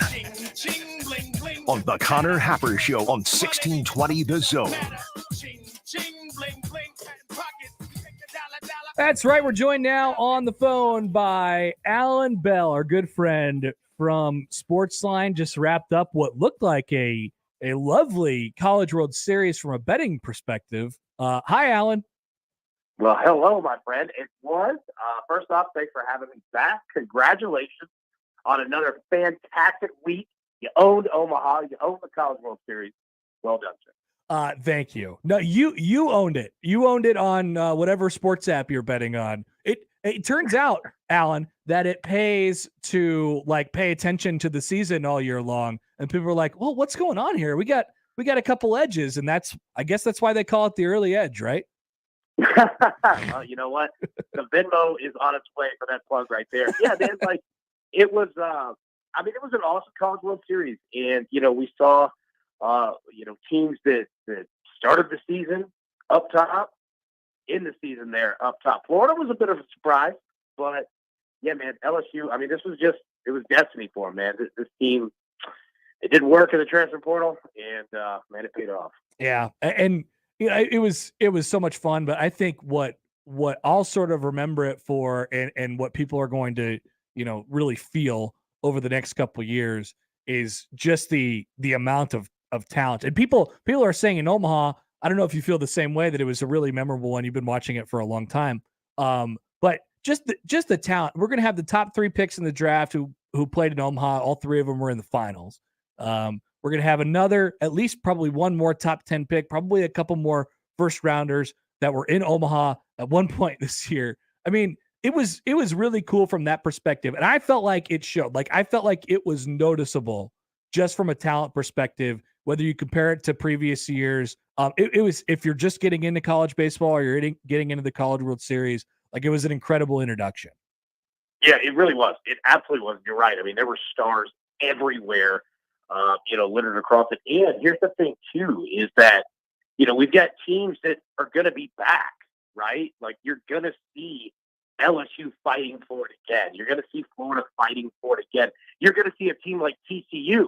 All right, TCU left 40 runners on base throughout the week. All right, tough, but understand TCU is one of the youngest teams in the country. They're not going anywhere, right? So we have all of that lined up. Tennessee is having an amazing recruiting season. They're going to be good. That's the best part about it, is that we saw so many guys that you're going to be watching in Major League Baseball, but you're also seeing young cats. Look at the leadoff hitter for Florida, Kirtland. He's supposed to be in high school right now. Yep. It's amazing, man. So yeah, we get the best of both worlds. So another great thing that came out of the College World Series this year, as it does seemingly every year now, we get a really good meme, and we had to wait till the final night for a very good meme, and that was the young lady in the stands who was giving the okay, I need my personal space here to the poor LSU guy. We're gonna keep that in the Rolodex for a little while now. Oh, it's a good one too, right? And I mean, the best part is that it caught the perfect facial expression, because that guy is just feeling himself. He knew. Yeah, you can't tell that guy anything. He's about to win a national championship. It doesn't matter. 100%. He is, dude, leadoff hitter, first pitch, sitting fastball, ready to go, and curveball just blink him up. Right? That's my favorite part, is when you see these and the idiot guy goes in with just full confidence. Full. It's just hilarious. Okay, so now the question is, what I feel like we've asked this a couple times as we progress through our sports calendar. What now? Are we diving into preseason NFL stuff? The magazines are coming out. Where are we going now? Yeah. So there's 2 answers to this. First one, I live in a pure betting world, so it's day to day, right? That's the best part, is that we can enjoy that. We can enjoy Major League Baseball for what it is, all right? But also, 100%, it's time to jump into college football. It's time to jump into the NFL. But we can do it. We can ease ourselves in the pool. All right. We don't have to go off the Olympic dive. We can just kind of wade ourselves in the shallow section. Right. So yeah, man, we get the best of both worlds. Somebody said, somebody responded this morning to one of my tweets. They were like, it's time for fantasy football prep. It's time to get locked in on fantasy football. It's like, you're going to spend the next month and a half maybe getting ready for fantasy football. I admire that. Oh, 100%. Look, and I'm not a huge fantasy guy because I don't have time, right? And I say that, I'm not trying to be a jerk. I'm saying it as, like, people who do this, like, this is a job. You know what I'm saying? Like, and I respect it. That's what I'm saying, is that people who are really into it, man, like, you have so much information at your hands. And the best part is that there's not a huge divide line between fantasy right now and betting. I agree. Right now. Yep. Like, you can look at prop bets for star players, running backs, quarterbacks, wide receivers. Like, yeah, you could kind of do both at the same time. It's a good spot. You're so right. It's a great point. There seems to be a lot of overlapping in that community. Like, it almost feels like there's, and I just go off of what we like see on TV.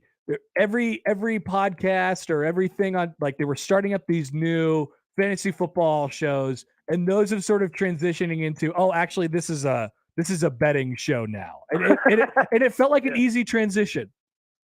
Yeah, it is, right? Like, the smart ones will do both, right? Like, you could absolutely mix in, like, if you're looking at, a position of, say, running backs, right? Like, if you're just going through your top 10, it's simple things, right? You can start to then, like, kind of compare. And I'll give you a perfect example. Last night, I think we were going to do the same thing. And it was like, all right, let's talk about Nick Chubb. And he's, his over-under for cut rushing touchdowns this year is 8.5.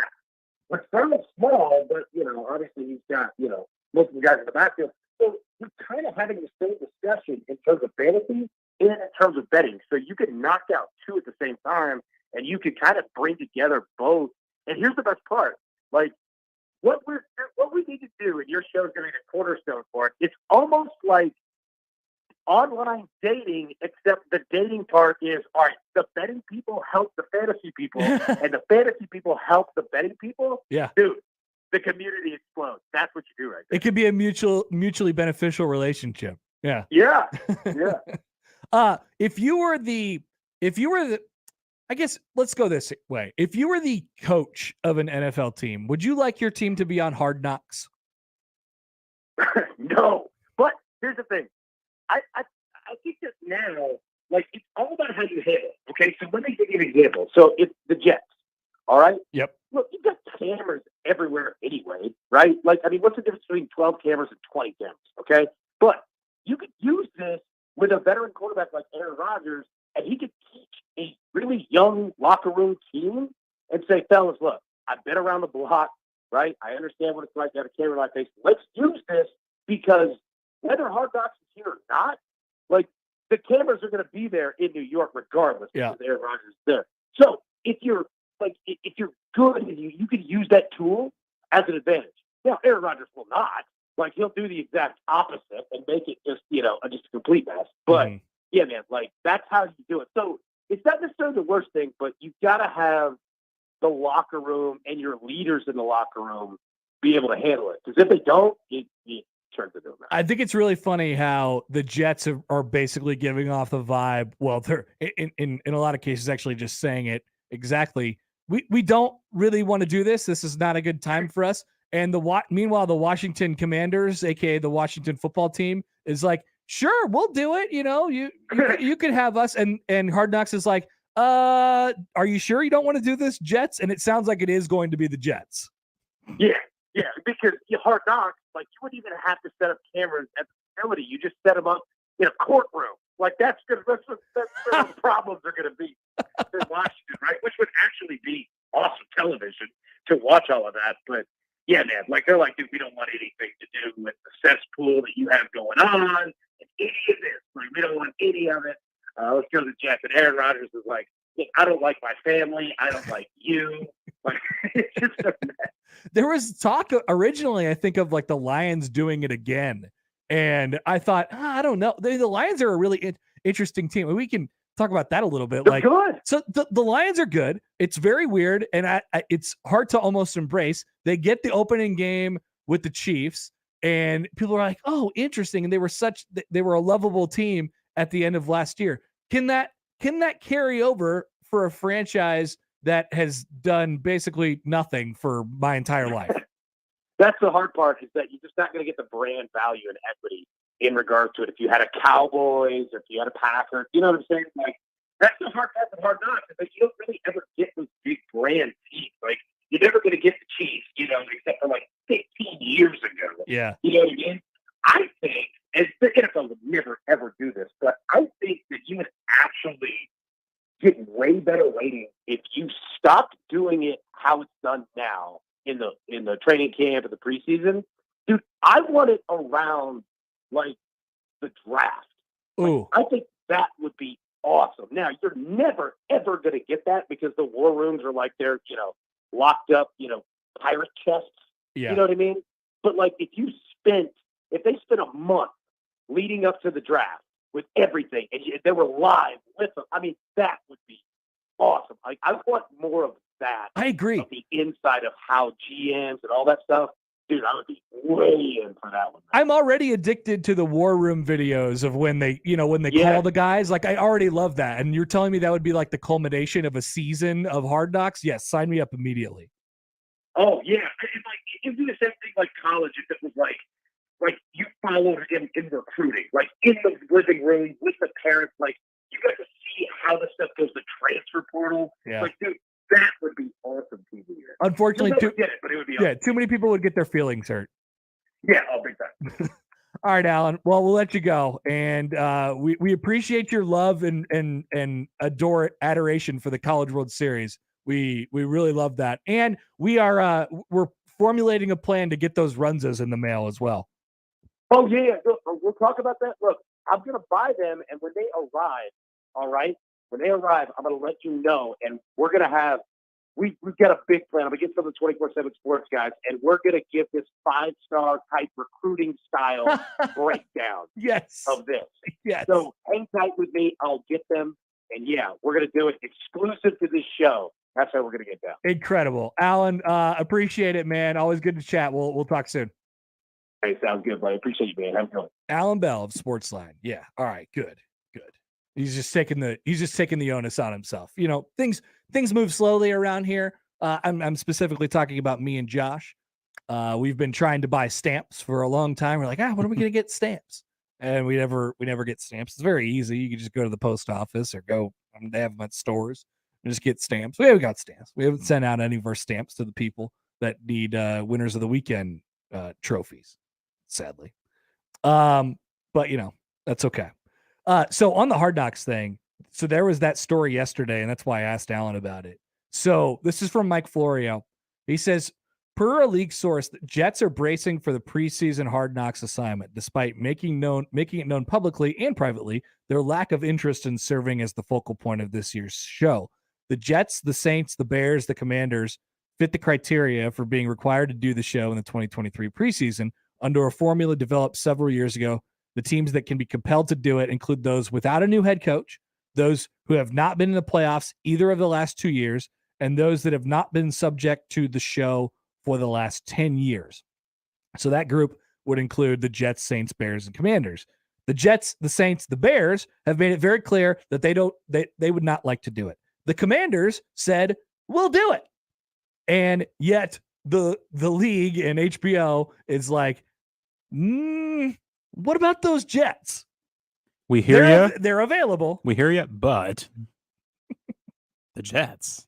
The Commanders are like, we are the only NFL team that's qualified and wants to do this right now. Please pick us. And the NFL says, oh, but man, it'd be so cool to have Aaron Rodgers on the Jets. I mean, could you? It would be the biggest like hype season for a Hard Knocks season there would ever be. I would watch it if it was just Aaron Rodgers exploring New York nightlife. Yes. Just like walking around. And it would probably turn into somewhat of like a PR campaign for Aaron Rodgers, like to restore his identity or, restore his image or something like that. But Florio writes the league had commenced talking to some of the other 28 teams, hopeful to find a volunteer. The Lions were approached about a second straight appearance, and they declined.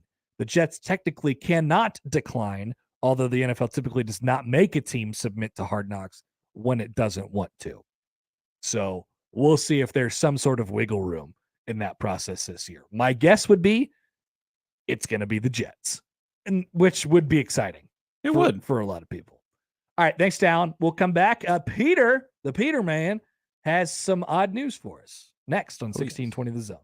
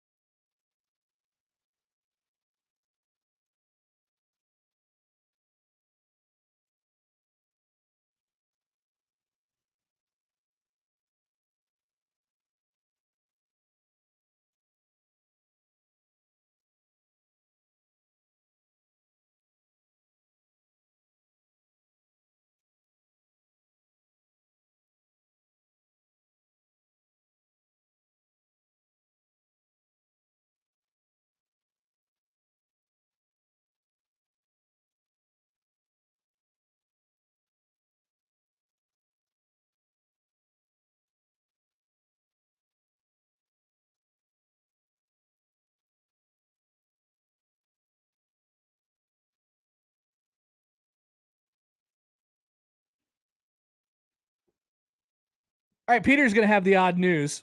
Quickly, here's this. Breaking news in the entertainment world, if you're interested. Let's hear it. Okay, you know how Pat Sajak is retiring? Oh, yeah. From Wheel of Fortune? Well, they got really, really creative and picked his successor today. Oh, boy. Who is it? Ryan Seacrest. No way. What is the obsession with Ryan Seacrest? No way. I don't get it. That is like one of the last names I would have thought. Really? But I'm also simultaneously not surprised. You shouldn't be surprised at all. This would have been the first name I would have thought. This was the most obvious and cookie cutter pick that they possibly could have come up with. He decided he was ready to go outside of New Year's Eve and American Idol, which is terrible. American Idol is terrible now. I don't know if it's because of him or not. But it's the most like cookie cutter thing you could possibly do. Why not do a season where like Jeopardy did, where you could just have a bunch of randos come in and host Wheel of Fortune for one night? I thought that was fantastic. Just bringing in the celebrities and here random comes Aaron people, Rodgers. People that are like fans of the show. Exactly. Know what the ins and outs. It's like have the craziest guy you could think of come. Have like Steve-O come in and host a couple episodes of Wheel of Fortune. What do you think would happen if Steve-O hosted Wheel of Fortune? Oh, it would be funny. Oh, awesome TV. It would be ratings through the roof. You know when it would not be funny? When Ryan Seacrest is hosting Wheel of Fortune. Yeah, that doesn't scream ratings. Oh, we have a game show. We have this prestige game show that we have to have a host for. Who do we pick? Ryan Seacrest. He is on TV sometimes. Let's put him on. How old would you think Ryan Seacrest is right now? Oh boy. I would Is he late 40s? Yeah, 48. Oh, okay. He's 48. All right, I was right. I assume he'll still do some New Year's Rockin' Eve with Dick Clark, who's dead, and then Ryan Seacrest. Dick Clark, who has long passed. So yeah, he just announced this on the gram, on the IG. He says, "I'm truly humbled to be stepping into the footsteps of the legendary Pat Sajak. I could say, along with the rest of America, that it's been a privilege and a pure joy to watch Pat and Vanna on our television screens for an unprecedented 40 years, making us smile every night and feel right at home with them. Pat, I love the way you've always celebrated the contestants and made viewers at home feel at ease. I look forward to learning everything I can from you during this transition." Do we think Pat had any say in this? Yeah, I would assume so. And he was probably like, "I don't care, whatever, do Ryan Seacrest." Someone of his pedigree definitely had to say. He's like, "Yeah, I'm already on vacation. Just pick someone." Seacrest says, "Many people probably don't know this, but one of my first jobs was hosting a little game show called Click for Merv Griffin 25 years ago. This is truly a full circle moment for me, and I'm grateful to Sony for the opportunity. I can't wait to continue the tradition of spinning the wheel and working alongside the great Vanna White, who I believe was another finalist to be the host for the show." Wonder how she feels. I wonder how Vanna feels. If I'm Vanna, I'm probably just like, yeah, give it to somebody else now. I'm done. Pat and Vanna go together. Find someone else to reveal the letters. Okay, Peter, what do we have? What's odd? That's kind of odd. So what else? Yeah, that actually does. That is a nice segue into the odd news. So I found this a little odd because I guess I don't realize what parts of the world Dolly Parton is famous in, but an Irish town had a mass Guinness World Record attempt for Dolly Parton impersonators. Oh no. Dressed as her, and a good showing, 1,100 people. Oh. And just like this tiny Irish town, I have never even heard of it, Listowel. If Pitbull is Mr. Worldwide, is Dolly Parton Mrs. Worldwide? That's kind of what I'm gathering from Full this, because this is question. just such a random place to have this. But yeah, they all came together, over 1,000 people, to don the blonde wig, cowboy boots, rhinestone-covered costumes. Sure. And apparently it will take 8 to 12 weeks to confirm if the record was set, which seems like a very long time to me. 8 to 12 weeks to count? Yeah, I guess so. I'm like, does someone just document every individual coming through? I don't know. So we'll see if they. I didn't know. I didn't know her reach either, but it makes sense. So there's a lot of other countries who think like America is, well, and I don't know how far off they are, but you know the if you've ever been to another country, or if you've ever seen like movies or TV shows from another country when they try to like make fun of Americans, I mean, it's a pretty like, it's like, hey, I'm really fat. I'm in a lot of credit card debt, and I like cheeseburgers. That's kind of it. So Dolly Parton, like, I don't know that she fits exactly in that category, but Dolly Parton is kind of a part of Americana. Yeah, I'd say so. And so I guess it makes a lot of sense that she is popular in other parts of the world. And the president of Dollywood since 2019 was in attendance. She said, "I'm going to get Dolly Parton to visit this place." And she just says she's going to try to convince her. Okay. So maybe we'll get a small Irish town Dolly Parton festival in the coming years. Dolly Parton's 77 years old. That is crazy to me. I feel like she's younger for some reason. All right. So then another odd news. We had a Japan beer factory that some food coloring got loose from the factory and into this town's water and river supply that feeds into the ocean. What color did they turn the water? Turned it red, which is probably... Oh, that's the worst color. That is the worst color you could turn it into because it scares people. And the Twitter user just took a photo of it to document it and said, "This looks venomous." Okay. Well, this is probably good for a debate. Is red? I just want to make sure. Is red the worst color to turn your drinking water, even though it's not going to have any sort of impact on what it tastes like or the health of it? Is it? And the company did get into that. They said in a statement they apologized for. They made it clear this will not affect wildlife or your drinking water. Perfect. But they did. This kind of got me. They apologized for causing enormous trouble and worry. That would be it. It would be psychological more than anything. Not just trouble and worry, enormous trouble. Enormous trouble and worry. So, like, if you woke up one day and the water that came out of your sink was red, that would be the worst? Or would you be more freaked out if it was green? Would you be more freaked out if it was like actually blue, like royal blue water to come out? I do think red is probably the worst. I just wanted to suss it out. I agree. If it was royal blue, I'd be like, "Oh, that looks kind of cool," and then I would be alarmed after that, but not nearly as much as red. There's no doubt about it. I'm alarmed at any different color my water is, but red is probably the worst. Makes me think not good things. And the Twitter user that caught it said, "The red does look venomous, but it's a relief to learn it's just food coloring and likely not to cause major damage." That's good. If you walked around it all the time, like you had your water bottle full and there was one of those clear ones or something like that, and you just, for the hell of it, you just dyed it red, and people would probably just think you're drinking some sort of one of those protein shake or something like that. But pretty funny. It's like, "Hey, what's your drink?" "Oh, it's just red water." Like, why do you dye your water red? I don't know, just to spice things up, get people to ask questions. Conversation starter. And it's done. It's been done. All right. And then we have a runaway bull in Pakistan. Oh no. And so it could have gone anywhere, but it went through a steakhouse. Oh, well, how on brand. Which begs the question, was this actually just the Chick-fil-A cow? Oh. Barging in to say, "Eat more chicken," and then promptly, it says it was escorted out on a rope. So it was captured in the steakhouse.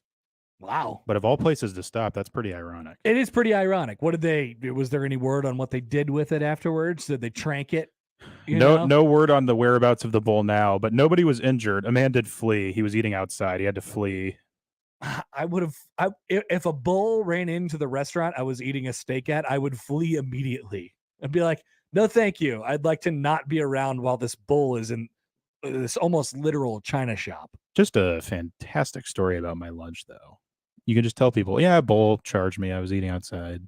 By the way, do you see all these videos and all these stories about cars that are running into buildings that just run through like the front doors of buildings? Have you seen these? I feel like it pops up more recently. Yes, it happens very frequently that cars just go into buildings. Why? Unprovoked. Why are cars going into buildings?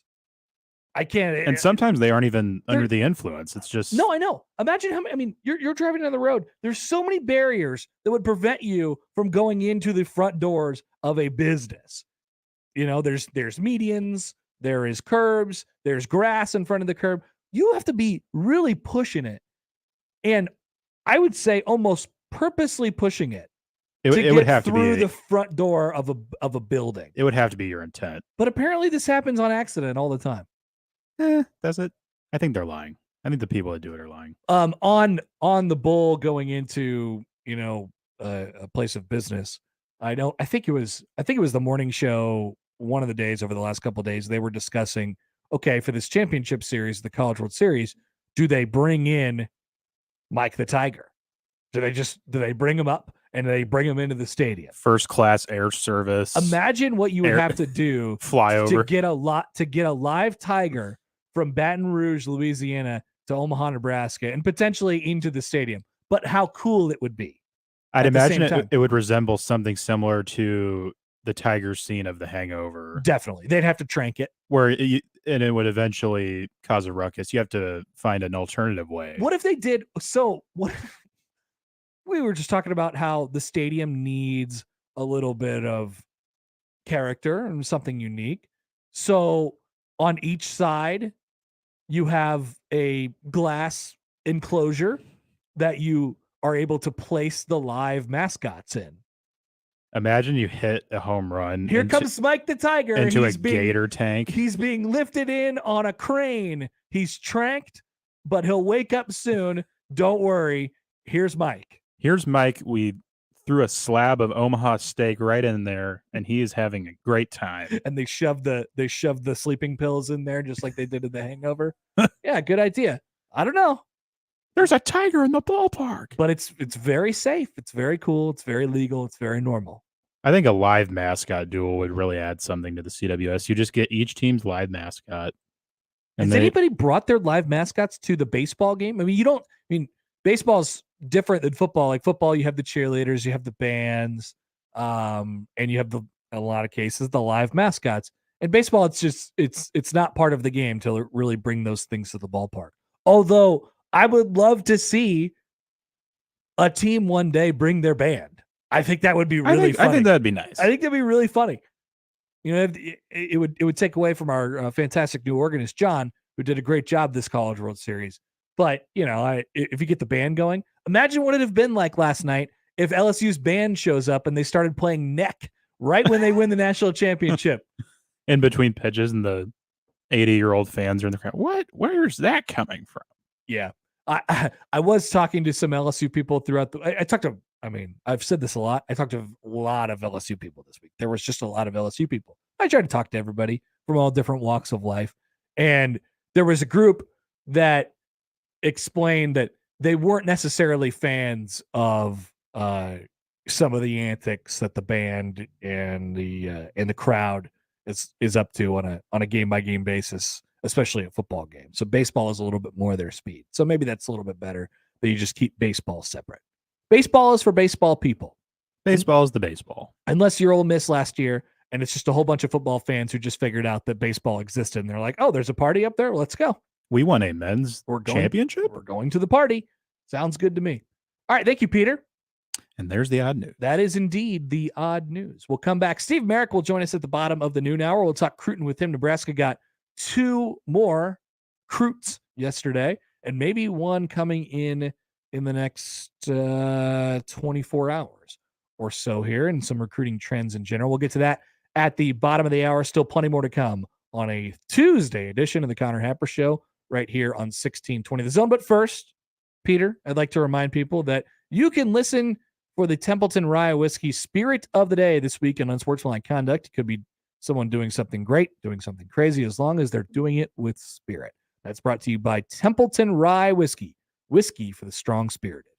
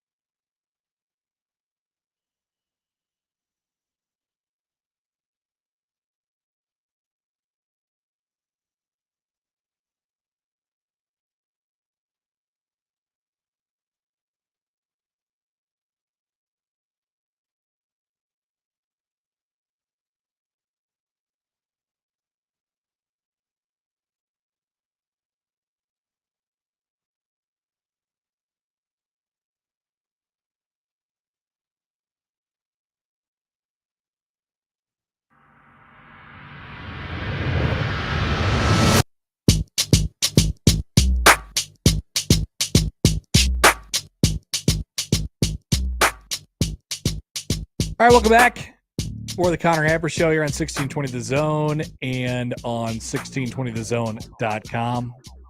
Connor Happer, Peter Krinzer with you on a Tuesday, the Tuesday after the College World Series ends last night with an 18-4 win by LSU in Game 3 of the finals.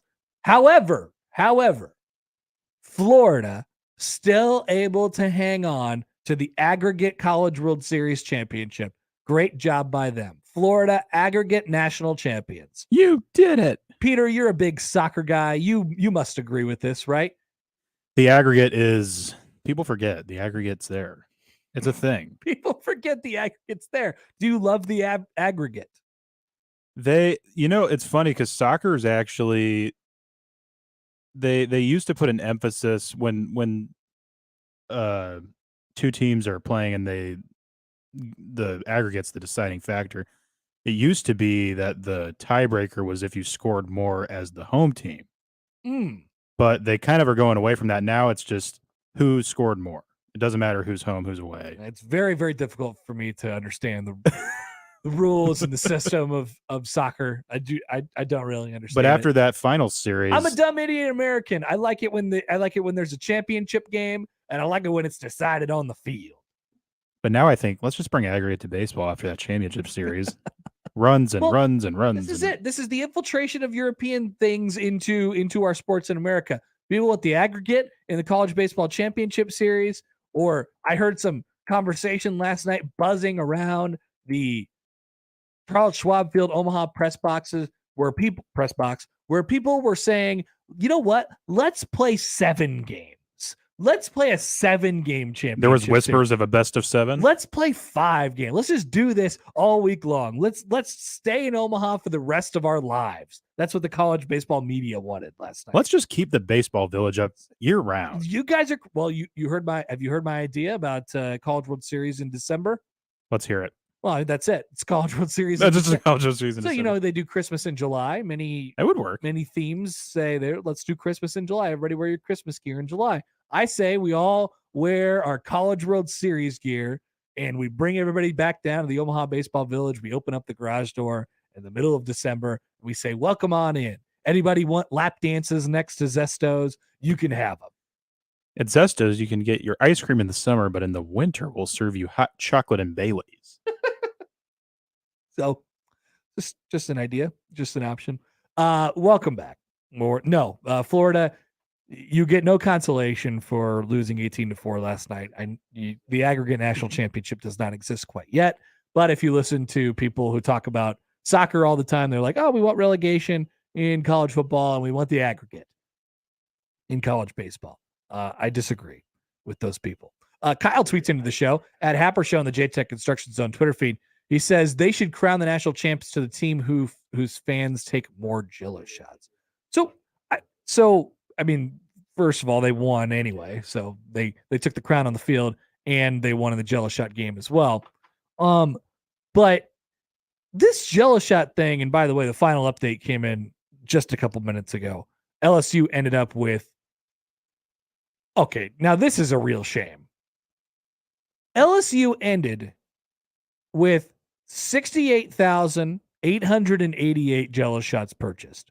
You're telling me that one more drunk guy could have come in there last night and bought 112 more shots to get to 69,000 Jell-O shots? All of that, and we were that close. Or maybe even better, you could have got it, one more rich guy could have came in and bought, a few hundred more shots, and we could have had 69,420 LSU Jell-O shots that were sold. Instead, we ended a really dumb, meaningless number of 68,888. You're telling me Ed Orgeron couldn't march into Rocco's? The guy who looked like Ed Orgeron. It kind of looked like him. I don't think Livy Dunn is probably able to purchase alcohol yet. I don't know if she's 21. She was around last night. Did she stick around for the finals? She went home or went somewhere else and then came back. She went to NASCAR over the weekend and then came back. As one does. I believe she was like right behind the dugout during the celebration last night. She was front and center. She's paid well. I think she could have. Yeah, I think she does okay for herself. Kim Mulkey. Yeah. Where are you at? Buy a couple more shots. She's on the Twitter. Come to Rocco's. Buy a couple more Jell-O shots for the people. 68,888. That is a sour note to end on a legendary Jell-O shot run. It's sort of inexplicable. So Kyle mentioned it. This Jell-O shots thing is really ticking off, obviously. I mean, over the last 2 years. It's so funny because I don't think it's something that I don't think it's something that Omaha completely like embraces, but every team that comes in here, they're like, oh yeah, this is definitely the thing. As Chris Prudon comes in and heads back. What did he give you, Peter? A little CWS pass. Oh, how nice. A little memorabilia. An expired day pass. Thank you, Chris. Do you think I can redeem this for like a free ice cream at take it down take it down to take it down to Zesto and see if they'll give you anything for it. Exactly. What are you doing? You just handing out stuff to people? Well, all those people that turn his Let's hear from Chris. All those people that don't get something during the series, Yeah. but want to be included in the closing credits, I'm giving them a little memento as a thank you for your help. That is very nice. Peter gets to be included. Peter produced a couple games. I know, that's why I gave him a day pass for Tuesday, June 20th. thank you for coming on that day to work. Good job, Peter, man. We appreciate it. Actually, no, you did a little extra work. Do you want a pin as well? A pin? Oh. Give this man a pin. I love a There you good go. pin. Wow, thank you. You're welcome. Thank you, Chris. Any other things that you're cleaning out the drawer Oakley with? already closed up, so I'm all out. Many people were asking about that though. And people went Thanks, home Chris. very disappointed. There he goes. Bye. Chris the gift giver. Whenever he gets back from events, he turns into Chris the gift giver. But the Jell-O shot thing, I mean, took off greater than I ever could have imagined. I think we owe Ole Miss a thank you for that one last year. LSU took it to the next level, and we'll see what happens next year. I guess it's not we should be thanking people. It's more like, just Rocco's on the corner over there in Omaha that should be thanking the people. That thing took off. It did. It's become a very big phenomenon. It gets talked about more in those 10 days or whatever than any other time throughout the entire year. I mean, we got the Raising Cane CEO down. The Raising Cane CEO, they're like, we're going to come down. We got to break this record. We had another the lawyer who gets his billboard defaced quite often. He went in there and bought. Cancel my meetings. I'm going to go buy some Jell-O shots. He bought like $8,000 worth more or something like that yesterday. I can't remember what the exact number was. Yeah, as they're gonna probably take. I don't know what their business plan is, but I imagine they take like a day or two off. They're like, all right, everybody go home for a little while. Here, take this bonus as well. Not bad. All right, Peter, let's take a quick break. Coming back, we'll have Steve Merrick of Inside Nebraska. I want to talk some Cruton. Nebraska has been quite active there. I want to talk about the recruiting calendar that we mentioned as well at the start of the show and how that thing has been moved up and how things are changing and maybe how difficult it is at this point for Matt Rule's staff to sort of, just get their hooks in as early as they sort of wanted to. So we'll touch base on all that. And then of course the potentially impending commitment tomorrow from a significant in-state product. We'll cover it all with Steve Merrick of Inside Nebraska next on the Connor Happer Show on 1620 The Zone.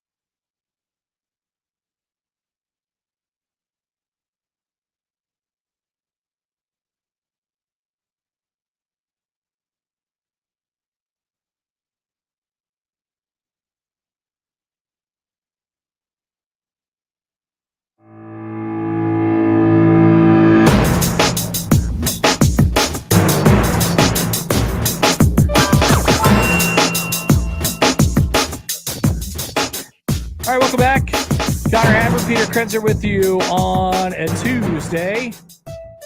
We're joined by Steve Marek. So this is the first question I got to ask Steve. He's just been allowing me to call him Steve Marek throughout our entire relationship. And his name is pronounced Steve Marek. So we'll ask him that, as well as some Nebraska football related recruiting items in just a couple minutes when we get them. 2 commitments yesterday. Kawan Lacey is a commit at running back. Rex Guthrie, who people seem to be excited about, but nobody had really, wasn't real hot in the recruiting rankings.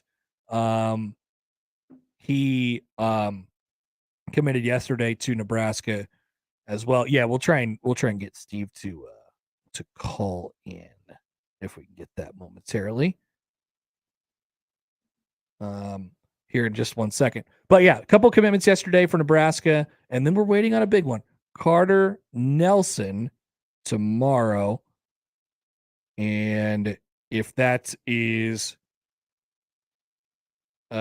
indeed a commitment to Nebraska, I think there's a lot of people around here that would be pretty happy. And you're starting to feel a little bit different about the in-state recruiting product as well. So we'll get into that piece of it as well. And I want to talk about the recruiting calendar too. So we'll see if we can get a hold of him here in just a couple of minutes. Maybe this too. So, and this is sort of what I was talking about earlier with the reliable players. Remember we brought up Xavier Betts for Nebraska, who will be Nebraska's most reliable players. I was looking at the camp countdowns, or a couple of them that are going on right now. Steve's going to call in here in just 1 second, Peter. So hang on for that.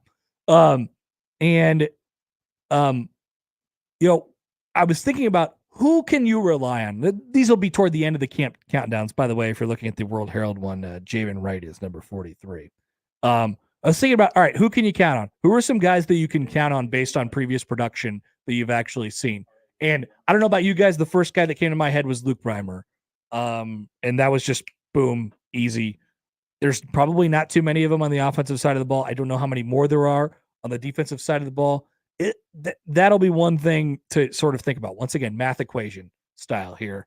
Who is going to produce? Who can you really count on this entire season? But let's talk some recruiting. We'll maybe jump back into that question with Steve Marek of Inside Nebraska. Steve, hello. How are you? I'm doing great. Thanks for having me. Okay, so we've had you on the show before, and I believe I called you Marek last time, and you were like, that's fine, I guess. I'm sure you get it all the time, but I've been told now by a little birdie that your name is actually Marek. Yes, so my last name is pronounced Marek, but to be honest with you, like you said, Connor, it happens so much where it's Marek that I've just kind of accepted it both ways. So, you didn't hurt my feelings at all, so don't worry about that. Okay, good. Good. I didn't want to hurt anybody's feelings. Let's talk from a recruiting standpoint just a little bit over the last couple of days here and maybe what's to come, and then we'll get into some roster stuff in a second. So it's been sort of an a fire hose of commitments over the last week or two for Nebraska football. They've got some serious numbers in their class. A couple in-state guys at the end of last week, Kawan Lacey and Rex Guthrie yesterday. I mean, just is there anything that stands out to you, whether it's a general thought or on any individual player, on guys that have sort of committed through this sort of fire hose of the last, I don't know, 2 weeks now of Nebraska football? Yeah. So I guess the biggest thing for me is I think it's pretty clear that the coaching staff, Matt Rule, his top talent evaluator, Evan Cooper, the DB's coach, they really, at least to me, it does not seem like they are caring much about offer lists of recruits. If they see something they like that they think that they could work with and use something and then teach the football skills later after these guys get on campus and get some practices under their belt, I think they believe that they can turn them into good football players. And, we saw that with, guys like Callan Barta, Braylon Prude, the 6'5" guy down in Texas, Jake Peters, the under-recruited O-lineman from Iowa, Evan Taylor, the corner. These guys aren't, when you look at their recruiting profile, it's not going to blow you away. But when you turn on the film and actually watch them, you see things that you can work with, right? And I really do believe that Matt Rule and Evan Cooper. They just, see these guys. They see specific traits that they really like, and they believe that they themselves can teach the rest. And I think that's it's something that I think Husker fans are going to have to get used to, because it's a different way of doing things from the previous staff. But also, you can take these under recruited guys, but also still swing for the fences. And I think, when you get somebody like Kawan Lacey, that's still showing Husker fans, in my opinion, that he's going after big fish too. And, Kawan Lacey is just an incredible get. We'll see if they can hold him until December. But, as of right now, I see Matt Rule taking under recruited guys just because he likes something specific about them, and then teach those guys football things down the road, but also still being able to get the big fish like Kawan Lacey. It's funny because I don't think that idea is like, if you would have told me that at, in December, when they're kind of trying to put the finishing touches on 2023 and you look ahead to 2024, one of the thoughts that sort of emerged was, yeah, they're gonna probably take some guys that might be viewed as reaches, or they're under recruited, or they don't have offers from anybody else, and they're really comfortable with that and they're okay with that. And that, I think, sounds really good in the early days of a coaching staff. Like you said, Steve, they trust their evaluations. As it's gone on now, I don't think it has to be a bad thing. Trusting your evaluations is really good. The development piece of this is obviously going to be huge. I wonder what you think, and I talked about this earlier in my show, like, I wonder what you think about the impact of just sort of the recruiting calendar in general, where Matt Rule and his staff are trying to establish relationships with 2024 guys on the fly while they're all flying off the board and committing in June, and you're trying to get ahead for 25 and beyond, and develop relationships everywhere around the country. Like, I wonder if you sort of, try to piece together your board for 2024 and you think, man, I just think we're probably a little bit too late. And that's not something we would have said with the coaching staff that came in late November and needs to work on, their next class previously. But the recruiting calendar has just become so accelerated that we're seeing all these commitments in June, and you're almost late if you're trying to get a start on 24 in the later part of 2022. Yeah, I totally agree with that, because when you get hired in late November after the Iowa win, they're trying to play catch up with the 2023 class, and then I still think there's still some catch up, like you said, Connor, with the 2024 class, and I'm really aiming, and I think that they're aiming at the 2025 class to really start getting relationships there and really honing in on the specific guys that they're trying to go after, because I think when you look at the 2023 and 2024 classes, there are going to be a lot of those under-recruited diamond in the rough types. But, I think that could possibly change, at least they're not going to maybe try to recruit and sign as many as they did in the 2023 and 2024 classes, because 2025, they're going to be, I just think that they're going to have a lot more relationships built there. They're going to have more time with these kids to identify and get in their ears. So yeah, I'm kind of viewing the 2025 class as the first real major one that, I think fans should be getting excited about. Interesting. For sure. Yeah. Steve Mark is with us from Inside Nebraska, Rivals website that covers Nebraska football. Who is your favorite out of the guys? I know you're big on tape and you do great breakdowns over there. Who is your favorite out of the group? I guess outside of the guys that we are more familiar with, like Davon Hall and Isaiah McMorris, who's your favorite out of the group of the last sort of couple of weeks here that Nebraska's brought in? Well, yeah, that's a great question, and one that I kind of lay in bed thinking about, honestly, Connor. But I'm gonna give you two. I'm gonna give you two names because I think they're different. So if we're talking about a non-diamond in the rough, a guy who had options outside of Nebraska and who a lot of different programs across the country wanted, that's Kawan Lacey. I absolutely love Kawan Lacey. He is, like, for his age, he is physically built a lot better, and I think he's stronger and faster than a lot of kids his age at the position. They used him at both in Lancaster, Texas, his second high school that he's been to. Down in Lone Star State, he played running back. He played a little bit of receiver too.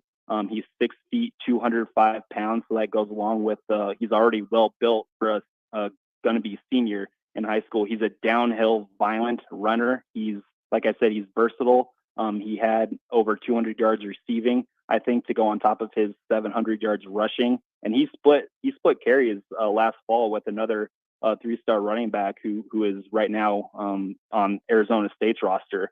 And so, going into his senior year at Lancaster, he's going to be the guy at running back. And, he honestly, he reminds me of Bijan Robinson. I don't want to say that, Kwan Lacey is going to be Bijan Robinson, but he just, it's a physical style of runner. He's, I think Bijan was also around 6 feet, 6'1", over 200 pounds as a senior in high school. And, I see Kwan Lacey has been clocked at 21 miles per hour during a game. He caught a little swing pass and just turned it up the sideline and was just outrunning everybody. That's major breakaway speed. So I can't be more excited about Kwan Lacey, and I think Husker fans should be really, really excited. And that gives kind of the position flexibility that Marcus Satterfield has said. Everybody kind of goes back to his comment from earlier in the year where he said, he's trying to build a positionless offense, and that, guys, we talk about the hybrid tight ends with, Keelan Smith, from Missouri. He's a little bit of a wide receiver, but he can play some tight end too. Just do a little bit of that. We already saw it with this current roster with what they're trying to build with Janarin Bonner, who can play a lot of different things. Just the position flexibility, I think, is something that Kwan Lacey is really going to excel at when he gets here, if the Huskers keep him until December. So that's my kind of big fish favorite one. But if you're going with a lot of these under recruited guys, it's by far Rex Guthrie from Littleton, Colorado, Heritage High School. I just view him as you throw on the tape, and he's an excellent tackler for somebody his age. He is just so solid in everything that he does. Pursuit angles, he wraps up. A lot of DBs in today's college game just, they throw their head or shoulder into a thigh and hope it works. But Rex Guthrie, he has been taught well. I mean, the coaches over there at Heritage have a really good safety. And, he has a great size right now at 6'1", 200 pounds. He was clocked at a 4.40 at a recent Nebraska camp. He went to a Wyoming camp and rattled off a 4.47. So this kid can move, and he is growing too. He's already 200 pounds. If he gets to Nebraska, I could see him being 205, 210. And so when you have that kind of body frame at safety, in a year or two with the development, the nutrition, the strength and conditioning that Nebraska has, all the resources. If you put a kid like Rex Guthrie in there, I think in a year or two you're going to have a pretty quick linebacker who's gonna, he's going to start out at safety, and he's going to eventually, over time, as he physically matures and grows, I think he's going to be a second level defender, either at inside linebacker or maybe. He could follow along with Isaac Gifford as maybe a nickelback. So just a big guy, a thick guy who can run and who can hit. He's pretty violent too back there, which you like to see. He honestly reminds me, for all the Mountain West fans listening right now, of a former Wyoming safety called Andrew Wingard. He's, I believe, starting for the Jacksonville Jaguars right now. Been there for 5 years, but Andrew Wingard is another former, he went to high school in Colorado. I think he's originally from Nebraska, but Andrew was around 6'1" and over 205 pounds. And, that guy was just a monster at Wyoming. And I get really big Andrew Wingard, Isaac Gifford vibes from Rex Guthrie. So that was a long answer, Connor. I'm sorry. No, I appreciate that, because I mean, more about it. I'm trying to learn more about these guys. I guess my next question is, where, and I know it's not, it's not one size fits all here, but where do they find them? They're all, I mean, we're talking about Guthrie, who, I mean, that seems to be almost unanimous within people who cover recruiting. They're like, yeah, I don't know. I understand what the recruiting ranking is, but I think it should be a little better. And you see his offers are from Penn and Wyoming. And you're like, what's going on here? So I guess they have so much confidence in their evaluations, but you also have to unearth them first. If it ends up going like the way, you put it, then Wyoming's going to be like, man, we thought we could sneak one by everybody else. And Nebraska's basically trying to, just jump in and take that away. I bet you I would bet anything that Craig Bull saw Rex Guthrie commit to Nebraska, and he was just like, gosh darn it, because he probably thought he had like a really good recruit in his bag, but he at the end he didn't. But yeah, you bring up a great point, Connor, and it's something that I think about a lot. We talk about, it's always positive when we're talking about recruiting, and it's like, oh, Matt Rule, what he's shown in the past with building Temple, Baylor, building them up after really, really bad first seasons, and then finding all these diamonds in the rough where, he takes an under recruited guy and in 4 years, he's like getting drafted in the NFL, and all of it's positive. But, at a new spot like Nebraska, he still needs to show that he can replicate what he did at Temple and Baylor. I really think that. Now, the resume is awesome with Matt Rule and his ability to find these guys and develop them over time, but I still want to see it to believe it. Honestly, we're talking about it, but if it doesn't show up on Saturdays, none of this matters, and we end up being wrong. But as of right now, look, I love the approach that this staff is taking, and I'm excited to see if it works out. But you should say if, because we don't know for a fact. We need to see it. And with some of these guys, it might take a season or two. We might forget about them here over time as they kind of grow and learn and develop as football players. But to be honest with you, yeah, they need to show it on Saturday for all of us to be proven correct, I guess. I think I don't have much doubt that they'll be able to take this crop of guys, or any crop of guys, and turn them into consistent good football players. I think where I maybe where I wonder a little bit, and you just whether it's naming off a couple guys that have come out of the NFL or come out of Baylor and gone into the NFL, or a Temple and gone to the NFL. The question is could any of them turn into, do they have the upside to turn into those type of guys, whether it's first and second round draft picks? And the stats bear it out. You know this as well as anybody. The stats bear it out where hey, first round draft picks are more often than not 4 or 5 star recruits. That usually is the way it goes. And so I guess my question is Nebraska needs more of those guys. Can they develop them at a consistent enough rate to make this sort of math equation work? This is a big picture question, but it's one that I've thought about a lot. Yeah, I've thought about it too. And, I in my personal opinion, I do think that they're going to kind of replicate what Rule did at Temple and Baylor. And, it's just going to, I'm sure people will want results right away, but with some of these guys, it's going to take some time. We look at, I was just thinking about this the other day with Braylon Prude from down in Texas. He's 6'5", 190, and they're thinking of him as a DB, but that's another guy that, he needs to get into that had absolutely just, he was so off the recruiting radar. He had an FCS offer at Eastern Illinois. He had a Division II offer from Blaine College, and then Nebraska comes in and plucks him up. So it's just we have guys like that in here right now who still need to be physically matured, but at 6'5", 190, he's running a 4.4. So, when Matt Rule sees that, when Evan Campbell or Evan Cooper sees that, they're taking guys like that. But again, it's just, sometimes you shake your head as who the heck is this guy? But, that's why Matt Rule is getting paid what he's getting paid. And that's what Evan Cooper is doing. And, Matt Rule really trusts Evan Cooper, and Evan Cooper is a big one, a big kind of key to all of this, I think, with identifying the talent. And I don't know, it's just going to be a fun ride to watch. Yeah, that's becoming more and more obvious by the day, I think. Steve Mark of Inside Nebraska. Steve, I really appreciate the time, man. Great stuff. And we'll talk to you soon. Yeah, absolutely. Thanks for having me on, Connor. Steve Mark, Inside Nebraska, the Nebraska rival site. Like I said, does really good stuff over there.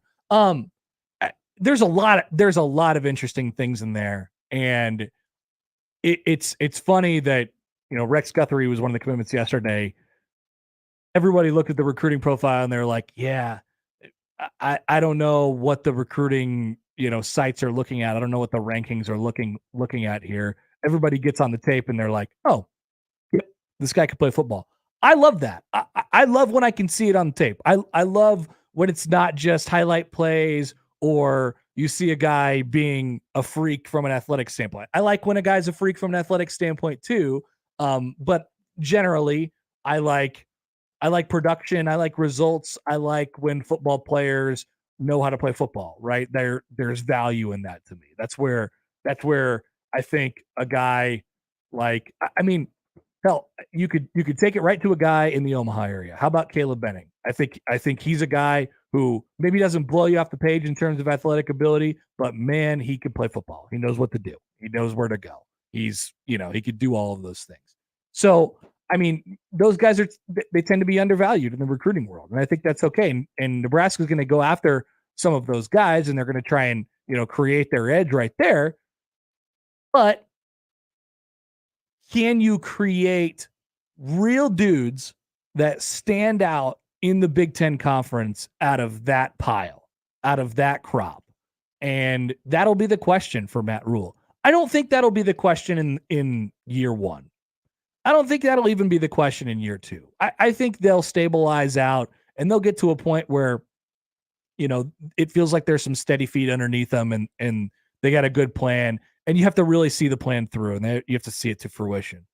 But eventually, when they're winning at a consistent enough rate, and it feels like okay, we've sort of plateaued a little bit. Do you have enough dudes who are? I mean, they end up being all conference guys. They end up being first and second round draft picks. That'll ultimately be the question for them. Can you create that from this crop of players that you're trying to recruit at the moment? And like I said, there's a recruiting calendar piece that's in here too. Maybe it looks this way for 2024, and it doesn't look so much that way for 2025 because they're able to, establish relationships at an earlier rate and they get a higher caliber of prospect. Everybody wants those guys, right? So I think that's one of the key questions that is probably for a little bit down the road, but it's obviously going to be on the front of my mind as we continue on with this as well. All right, really good stuff from Steve Mark inside Nebraska. Will come back. I have a Peter. Don't cut me off, man. I'm here, baby. A top 5 for you. I have a top 5 based on what we just recently saw this past 10, 11 days at the College World Series. We'll have that before Ellie French joins us in studio as we continue on with more of the Connor Happer Show on 1620 The Zone.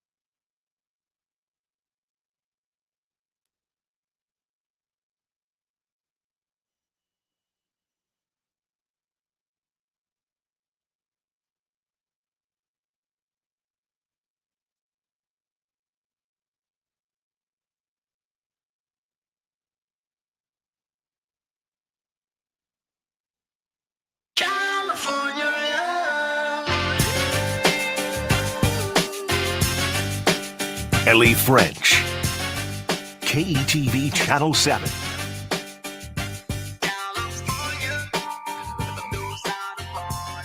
Tuesdays with Ellie on the Connor Happer Show on 1620 The Zone. Not too shabby, eh? Okay. We'll get to the top 5 at some point. Ellie French is here, and it's time to talk about what in the world happened over the last 10 days of your life, Ellie. Hello, welcome. Hello. It's a blur, truly. It started to feel like deja vu near like the end. Yep. It was just all It's all the same. all the same. Let's go back. You see the same people. You do it again. Yeah, and You you're go just like, hey. You go up the elevator. You see Ike and Henrietta, and they're like, "Where are you going?" I was like, "I'm going to 4 again," and that's your life. For I'm like so 2 glad weeks. I now know their names. Yes. Thank you for that. Because they did it last. I mean, I think they've been doing it. Like They I remember they have. did it last year, and so it's just great to. And Ike, I mean, he's there a lot. I haven't seen because they're married, Ike, right? they're married. Yeah. Ike just had some knee surgery, I believe, Mm-hmm. and so he told me last night that he's a little down on his miles compared. Henrietta just rocks him out. Oh. They walk every day apparently. Oh, that's great. Do people know like the backstory of the two of them? I don't think so. I think they're just like, oh, there's another, older couple that are, some people that are in the elevator, working the elevators. I don't think they know that they're married. Because I don't think I can't remember. I think someone had done a story on it last year. But yeah, so the two people that work the elevator during College World Series are both married, and it's so cute that they're like, I know. They're just and all the faces, all the familiar people, like everybody. Yeah. I wouldn't be able to name everybody. It's just like, hi, see you again, see you Yeah. again, and then it's over, and then you say, well, I guess I've seen you every day. You're a significant part of my life for like the last week, and then you're just gone for an entire year. You're like, see you next year. That was a good time. Like, then there's so much fun and like not knowing who is gonna end up being here next year. Yeah, Like, I that's know. all- Yeah, you can't guarantee anything at So this point. you're just kind of sitting back and waiting and seeing, and man, it was a blur, but it was a lot of fun. I can pretty much guarantee that next year's College World Series will not be as good as this one. Unfortunately, that's the sad part. It's like this one was so good, but yes, that means the ones that will come after it won't be quite as good. I will say I agree with that because last year was really fun for me having like had covered Ole Miss previously and them coming in. I was super excited about that. And so last year I was like, nothing can top last year. Like that was really fun getting to see that team and watch them win and their journey. But this year was truly a Bayou takeover. Okay. And there was nothing like it. So take me through it because we decided, all right, the game's over. We're off the air. I am leaving the building and I'm leaving downtown. And by the time that happened, it was, I don't know, probably 10:15, 10:20. And the traffic was light. And I'm like, I'm going to go ahead and just, zip by all this. I was interested in taking a peek around and seeing where the LSU fans were headed and just the debauchery in the streets and stuff like that. But I said, no, I'm going to go home. I got the show to do tomorrow.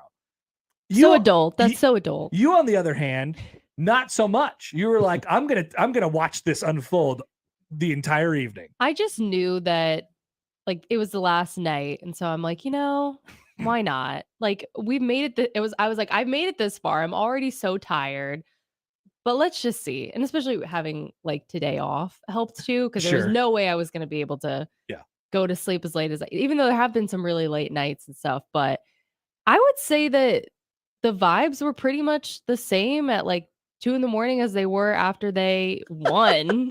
Like, right? I'm serious. Like, I love it. It was the same as what the celebration was like inside the stadium. I am not surprised by that. Yeah, it's just a continuous party. The celebration, I mean, it's one thing if the celebration starts when the game ends. The celebration started in like the 4th inning. That's the thing, yeah. So it started in the 4th inning and it went all the way until well after 2:00 last night. So it was just like the 4th inning was like the pregame, and then it sounds so weird putting in those terms, like but you know what I mean. We can finally start celebrating this now. Yeah, and it was all night. I mean, how much celebrating can you really do? I guess I don't want to ask that question to LSU fans. I will say, like my instant, just because all us media folk, like TV and pretty much, maybe even some like print. We're all waiting in that tunnel that is right next to the dugout tunnel. Yeah. And we have to wait for them to bring out the stage. The stage, yeah. So we're It's all a cramped disaster in down there Yeah. and waiting, and they're like slowly taking out, or trying to as fast as they can take out the pieces of the stage. And then finally it's like, all right, you guys can go on the field. And then it's just like a mad dash on there, and you're just getting as much video of guys as you can. But like one of the first things that I noticed from just being in that tunnel was the smell of cigars. I was like, oh, It's like, okay. yep. Yeah. I was like, all right. This is now a thing that we do in Mm-hmm. by the way, Nebraska just got another commitment. It's hard to tell. Breaking news. They just got another commitment. Quinn Clark is a wide receiver for 2024. Anyway, there's a lot of stuff going on. Not from Nebraska. Let's see where Quinn is from. He is from Montana. Okay. Bozeman, Montana. Oh. So it's another guy who, now I'm sidetracked. It's another guy who I have never seen this so I clicked on the 24/7 sports profile. His offers listed on here are from Nebraska, Montana State, Portland State, but I have never seen an icon that said Midland University. Like in Nebraska? I believe so. Midland University. Huh. And those are his offers. It's kind of just like you were talking about with Steve. Who before. are It's these like- people? Who are these people? Nobody knows who they are. They're like all the other people at the College World Series. Who are you? I have no idea. Well, it doesn't have to be a been bad busy. thing. It's been a busy week, but It it's going to be like a slow period coming up here soon, anyways, right? So I guess this is just the. So I think they could still commit in the dead period, but there just can't be like contact. Right. During So the dead it just period. feels like though, like, and obviously with Wednesday, that's when Carter Nelson's making Correct the announcement. So yep, it's continuous. But So I think that gets the class up to 20 now. Get those numbers up.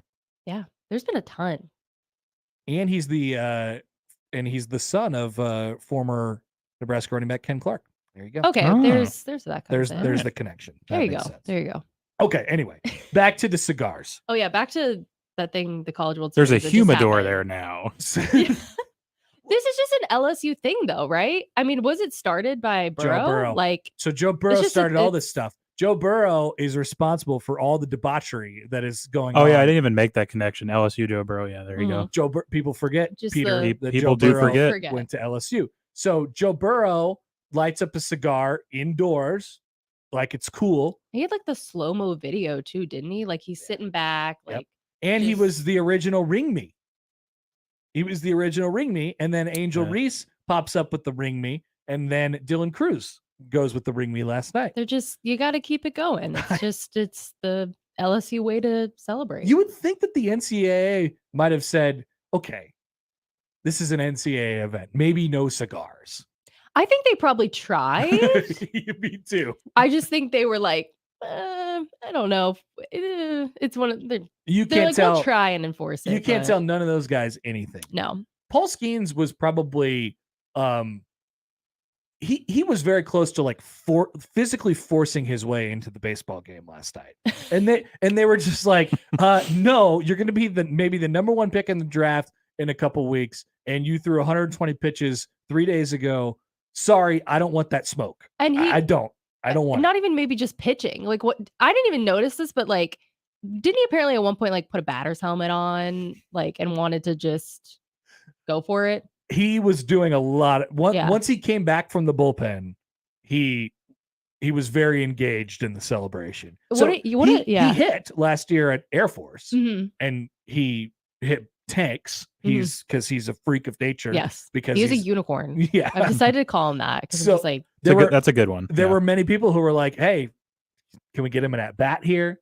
And they probably felt like, "Yeah, we don't want to take that too far. You start to show up your opponents and stuff like that." the crowd would have gone Nuts. even crazier than Absolutely it already nuts. was. So he had Yeah. to settle for carrying out Alex Milazzo Which was so on his great. back Which was so great. after he broke his shin at home plate last night, which that was brutal. Yeah, not that's not an injury that I want. What are your thoughts on the 2 ESPN cams that they had on Skeens? Like the one that was in the underground batting cage at one point, like in the beginning when he's back there, and then the bullpen. It's a good call. It's a good call. I mean, it became the story of the game at a certain point. Yeah. It's so interesting. I'm thinking about this. Like, he wins most outstanding player, and he did have a great two starts, right? In Omaha? Yeah, 2. Yeah. Mm-hmm. But like, it's crazy that he didn't play at all in the championship series. I know. Like, so I was going through the ballot last night for the voting on the tournament team. I forgot to vote. And I ended up taking way too much time on it. And I thought, I think Skeens is probably the best player that I saw here. He was technically the most outstanding player, but like, was he the most outstanding player of the series? Probably not. So I ended up not putting him in for most outstanding player. Because is it like, and that's one thing I didn't know, is it for the series? Yeah, Or, it's for the series. Right. Yeah, it's not for the whole year. Yeah. So, or not for like, it's not for the championship series either. It's for the whole. It's for the whole College tournament. World Series. Yeah. Okay. Yeah. Still, like you said, it's like, but obviously you're not gonna like argue against it, but you're also like, well, could there have been someone else potentially? I don't know. So. But he, so it's no surprise that he did get it despite not getting my vote. Yeah. But it was a real life party last night from the LSU people. Have you seen the videos that have been circulating on? There's one in particular that I could send to you. Something that was going on outside of Zesto's last night involving a man and a woman. Oh, nope. I have yet to see that on Twitter today. I'll send that to you. Oh goodness. It is something. Oh my goodness. Very public. And it was once again time-stamped at 9:00, which is before the game is open, or before the game is over, I should say. So people pouring out of the stadium, they walk across the street, they want to get an ice cream cone, and they see something going on in front of the ice cream stand. Yeah. No, did not see that yet. Okay. So, but I will say that for the scene at 2 a.m. outside the stadium, it was like I said, I just felt like a carryover from what it was like after the game. It's no surprise, is it? Yeah. We shouldn't be surprised by this. But no. I thought it makes a lot of people happy. That I think that's like the spirit of what we want the College World Series to be, right? When we moved from Rosenblatt, more than a decade ago, that was one of the things that I think we'd feared we'd lost, right? The spirit of it and the colors and the energy and all that stuff, and to have that series, the entirety of it, and then the team with that fan base and that kind of personality, because the team's got a lot of personality. Win it. Yeah, I thought that part of it was really cool, and it made it feel. I've said this a lot over the last few days. It felt like home. It felt like it was the right time, right place. Yeah, didn't it almost feel for like most people sort of like that was the missing piece almost, considering like LSU is like such a baseball, like has been a powerhouse, but it's like they hadn't won yet a championship at the new ballpark. Right. And so it was like now it's like, okay, it does. It's like it feels complete in now, a way. Yeah, it feels complete in a way. And it's, I mean, crazy but not crazy that it's the 4th straight tournament that an SEC team has won it. Like, definitely not crazy. Not crazy. It's just becoming the norm. Yeah. But for people that haven't been down south and gone to these stadiums and gone to these games, it really is unreal. Like, for my time working in Mississippi, I did not realize that they love college baseball just as much as they love college football down there. I got well, I don't know if I'd call it a small taste, but I got a taste of it when Nebraska went to that regional a couple of years ago in Arkansas. And I'm like, oh my God, they care about specifically Arkansas baseball. This is not like a bunch of football fans who have piled in just because it's something. Game. Yeah. Just because it's like what everyone's doing. They're there all year long. Yeah. They're there all spring long, and they know everything about each player on the team, just like we do for Nebraska football. Yeah. That's how they do it for SEC baseball. It's something amazing. It's so special. It's something that I like. One of my favorite parts from being down in the South was that, because it's like baseball is such a great sport, and to see people like pour as much passion into like college baseball as they do with college football and give it that love down there and attention that it deserves. 'Cause these guys are so good. Yeah. That's the best thing. So, and that's why I'm so happy that we see these teams then come to Omaha, bring their fan bases with them, and it just gets everyone then excited about college baseball. LA French is here. We will take a quick timeout and we'll come back with more next here on 1620 The Zone.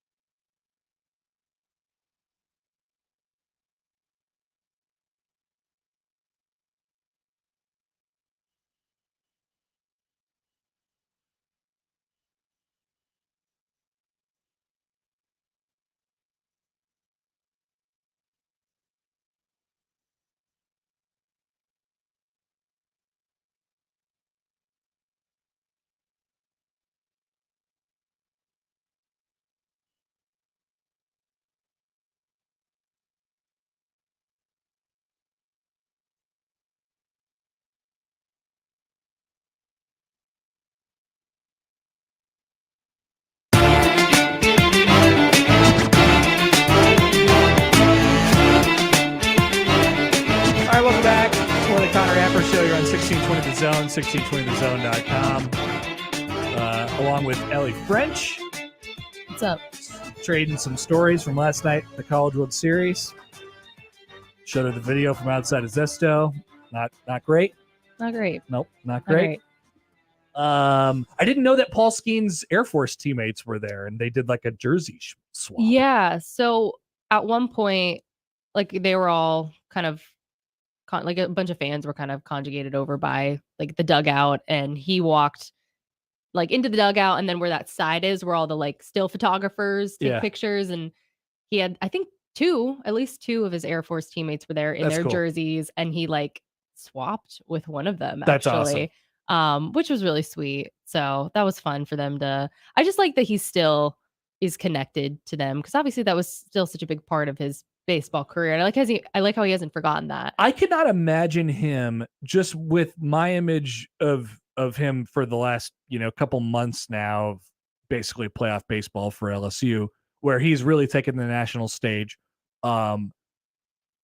I cannot imagine him and what he would have looked like or been like as an Air Force cadet.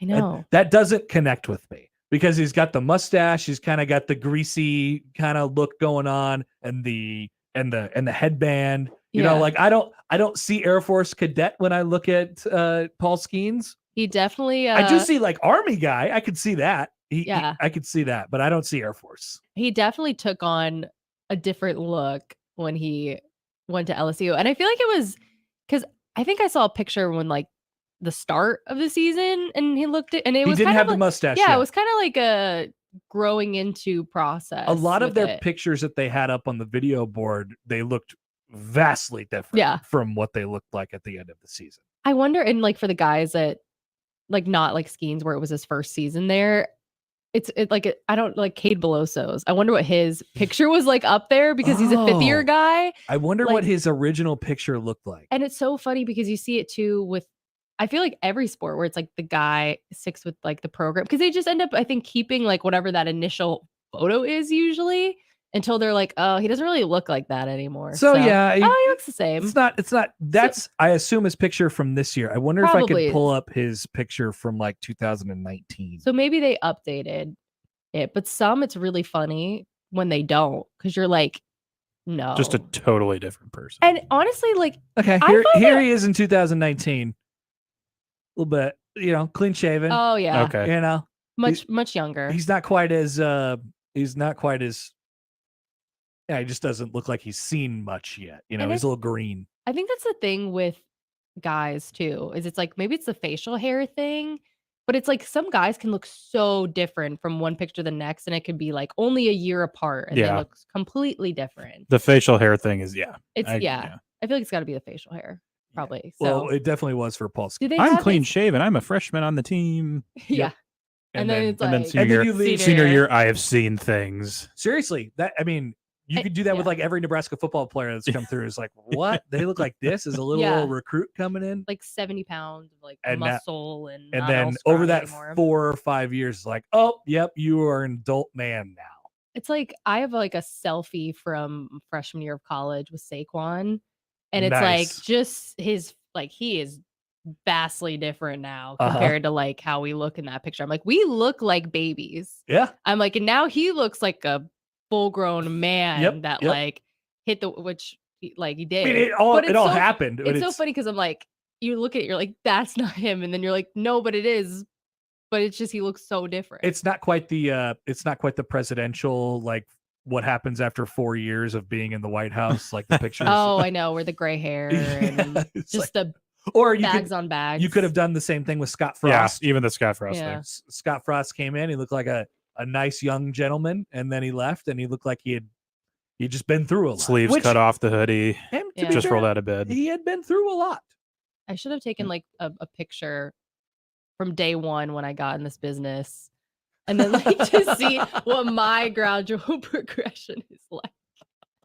That would be probably bad, and then you'd probably think, maybe I should do something else. Yeah, I'm like, what am I supposed to do? I have a friend who was in town because he's an LSU grad, so he came in town for the series, and he actually used to work. We know each other from Mississippi, and he worked in media in Mississippi. So he was at the CWS the previous 2 years covering Mississippi State and then Ole Miss, and he was just like, wow, like it is so different getting to like be a fan and watch it for once. And like, you know, I always say, you know, just do it until like you just don't have that passion anymore. And he did it for a long time. And then he was just like, you know what? Like, it's time for me to get out. But he's like, it's been like a year-long vacation is what he told me. It's like, nice. Yeah, nice. So, And then I tried to go to Zesto's last night, and you will not believe what I saw. Come on. Oh, come on. How is, by the way, so you guys are all the TV people are on the roof of the Omaha Baseball Village. Mm-hmm. What an idea, first of all. How is the roof? Shout out Jenny Peters and Omaha Baseball Village. They're great. Yeah, I gotta get up to the roof. It's immaculate views. Such a cool I would spot. bet. I would bet. I believe Gary suggested that we do our shows from the roof. I suggested horrible idea because then you're sitting there for 4 Horrible hours. idea. And it's like, isn't it just like black tar? No, they have a bunch of rocks up there. Okay. So that helps a little, I suppose. You can have a cooling rock. yeah, I would say for your guys' purpose, as cool as it would be from the view standpoint, for your guys' purposes. Well, we're not on TV. People forget that. Just because you would just bake up there. Like even standing there for like 20 minutes, a half an hour, just, you know, getting ready to go live and do all that. Like it can be hot up there. No, we're going to shut that idea down right away. I think you guys are perfect in your spot in the shade inside. With our little Baseball garage Village. door. Yeah. You guys have a great setup. And then you get to like people watch everyone going by and like call them out. It's cool though up there to see it. I remember the first time going up there and like it's fun going like live and doing that. You mentioned the people watching. I mean, it's great. People just come by and they just start saying stuff to us. And like, we're on the air right now. It doesn't matter. Yeah. And we just, Oh, really? Well, I'm going to talk to you anyways. Exactly. I do. And then we're like, all right, I'm driving a car. Let's pull over the car. Let's see what's going on over here. Let's talk to these guys. And then we'll get the car back on the road. Yeah, exactly. That's pretty much what happened. Yeah. Okay, so I have a top 5. Ellie has comments on my top 5. We're just going to do this right now. I have my top 5 players that I saw at the College World Series, and Ellie will critique me. Let's go. All right, number 5. Gosh, come on. Take forever. Number 5. All right, so now you're making me pick. I have to pick between 4 potential candidates because I have a top 4 that I feel very comfortable with. Best players that I saw at the College World Series. You make a good case for Brock Wilken, who will probably be a first rounder. Ellie, I know you're a Brock Wilken fan. Well, okay. Tell me, is this top 5 from just a talent perspective? This is like the best. Yes. Okay. This is the best. This is not just players I enjoyed. Okay. Although that list would look kind of similar, I think. Yeah. But no, this is the best. Okay.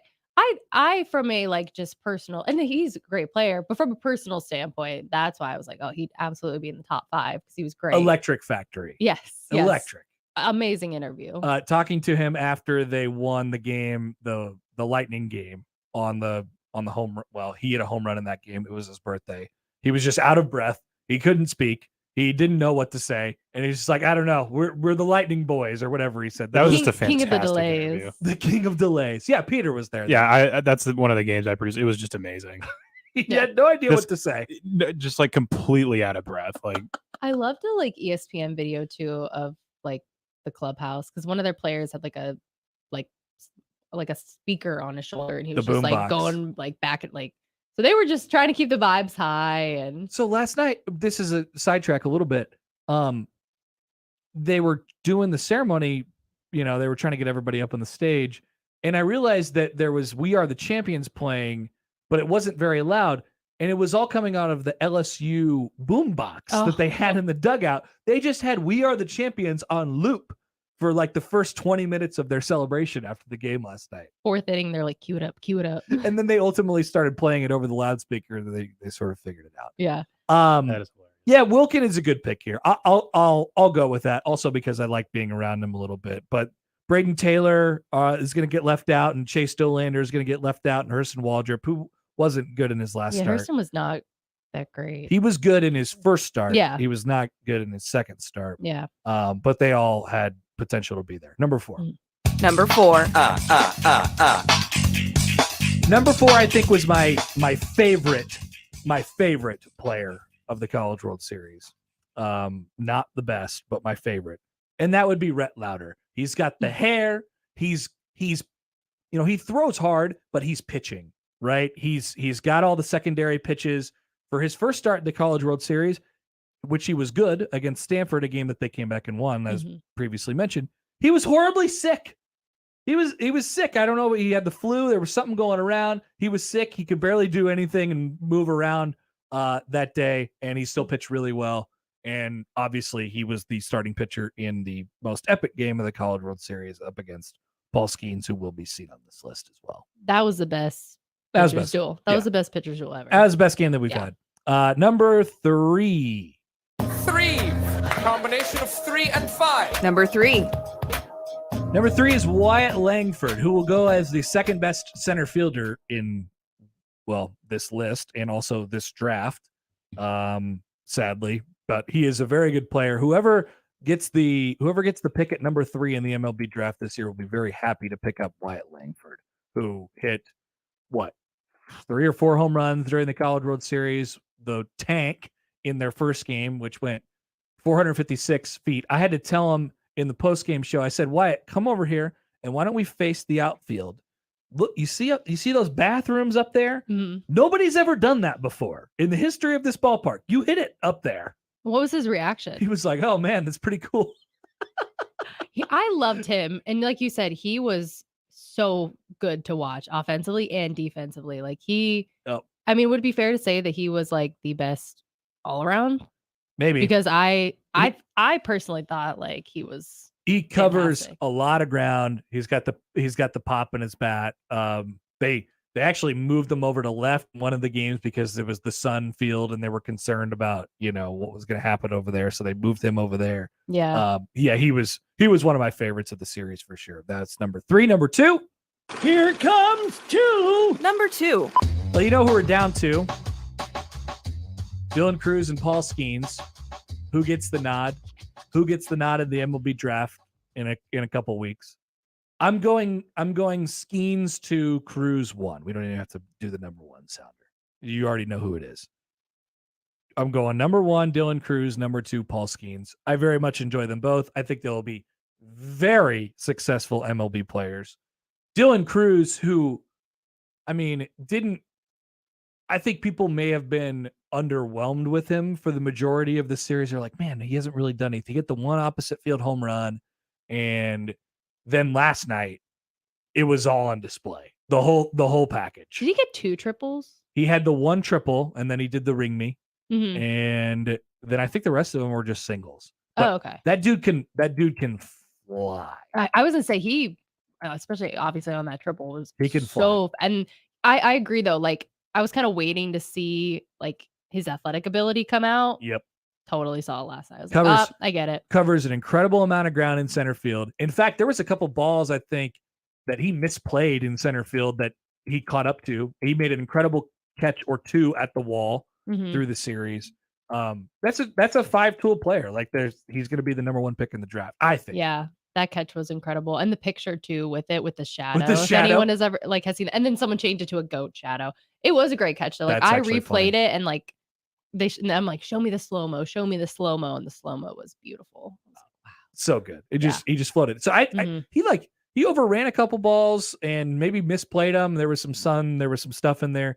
But he always, made the catch because he's a freak athlete. Right. And then there's Paul Skeens, who throws a 101 or 102 mile an hour fastball.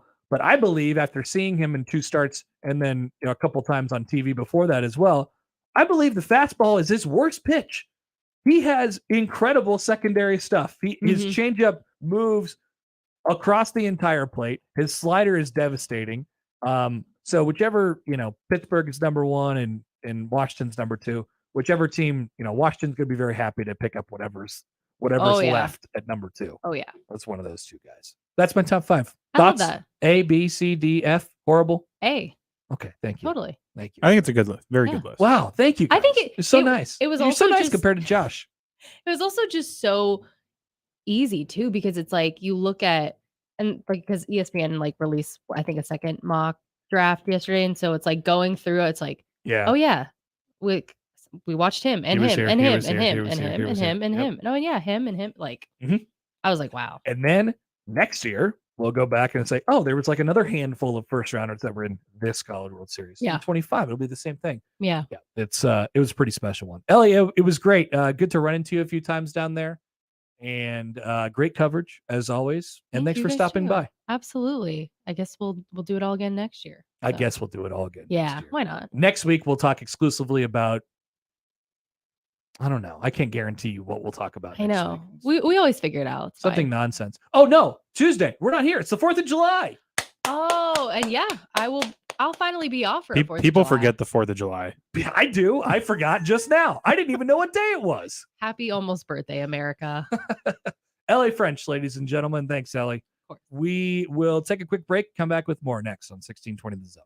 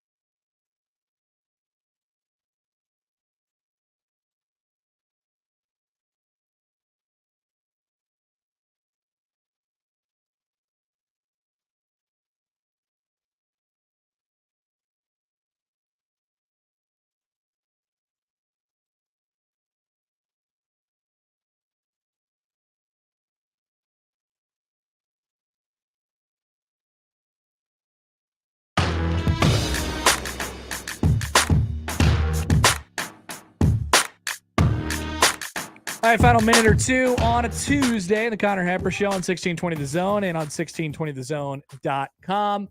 So since Josh is out today, we are light on the poll questions, and we are extremely light, in fact, non-existent on what to watch tonight. I didn't have enough time to cobble that one together this morning. Although I will say, in the times that I have done it, I very much enjoyed doing so. I just didn't have the time for it this morning. What to watch tonight on well, Peter, what are you watching tonight? Are you watching episode 2, season 2 of The Bear? I actually have not caught The Bear yet, but I've heard lots of good things. That's definitely on my list. Are you watching Ryan Seacrest's Wheel of Fortune? When does that happen? When is he coming into that role? He's I think Pat goes through like the next season, which doesn't even start until September. Oh, so we're not. We're some time away. Yeah. Well, my Tuesday night programming go-to in the summer months is America's Got Talent. Oh, America's Got Talent. I think it's a strong judge lineup, and they've been able to keep it together for the last 3 seasons. Howie, Simon, Sofia Vergara, Heidi Klum. And Terry Crews is a fantastic host. He's been the host for about 6 seasons now. Anytime I've ever seen clips from that show, they the host will do, or the contestant will do something amazing because that's the show. And then they'll just cut to Terry Crews and he'll just be looking at the camera going like this. Yeah, he's standing on the side. What? Hilarious. Is this Don't really, know why you need him there. Is this really happening? Exactly. Oh, I love Terry though. He's fantastic. I remember Terry Tate, offensive linebacker. Oh, yeah. It was good stuff. All right. 2 poll questions, then we'll get you out of here. If Pitbull is Mr. Worldwide, is Dolly Parton Mrs. Worldwide? Yes or no? A point could be made, yes. I say yes. 60-40 right now. 60% say yes. And finally, which color of water would be the most alarming to come out of your faucet?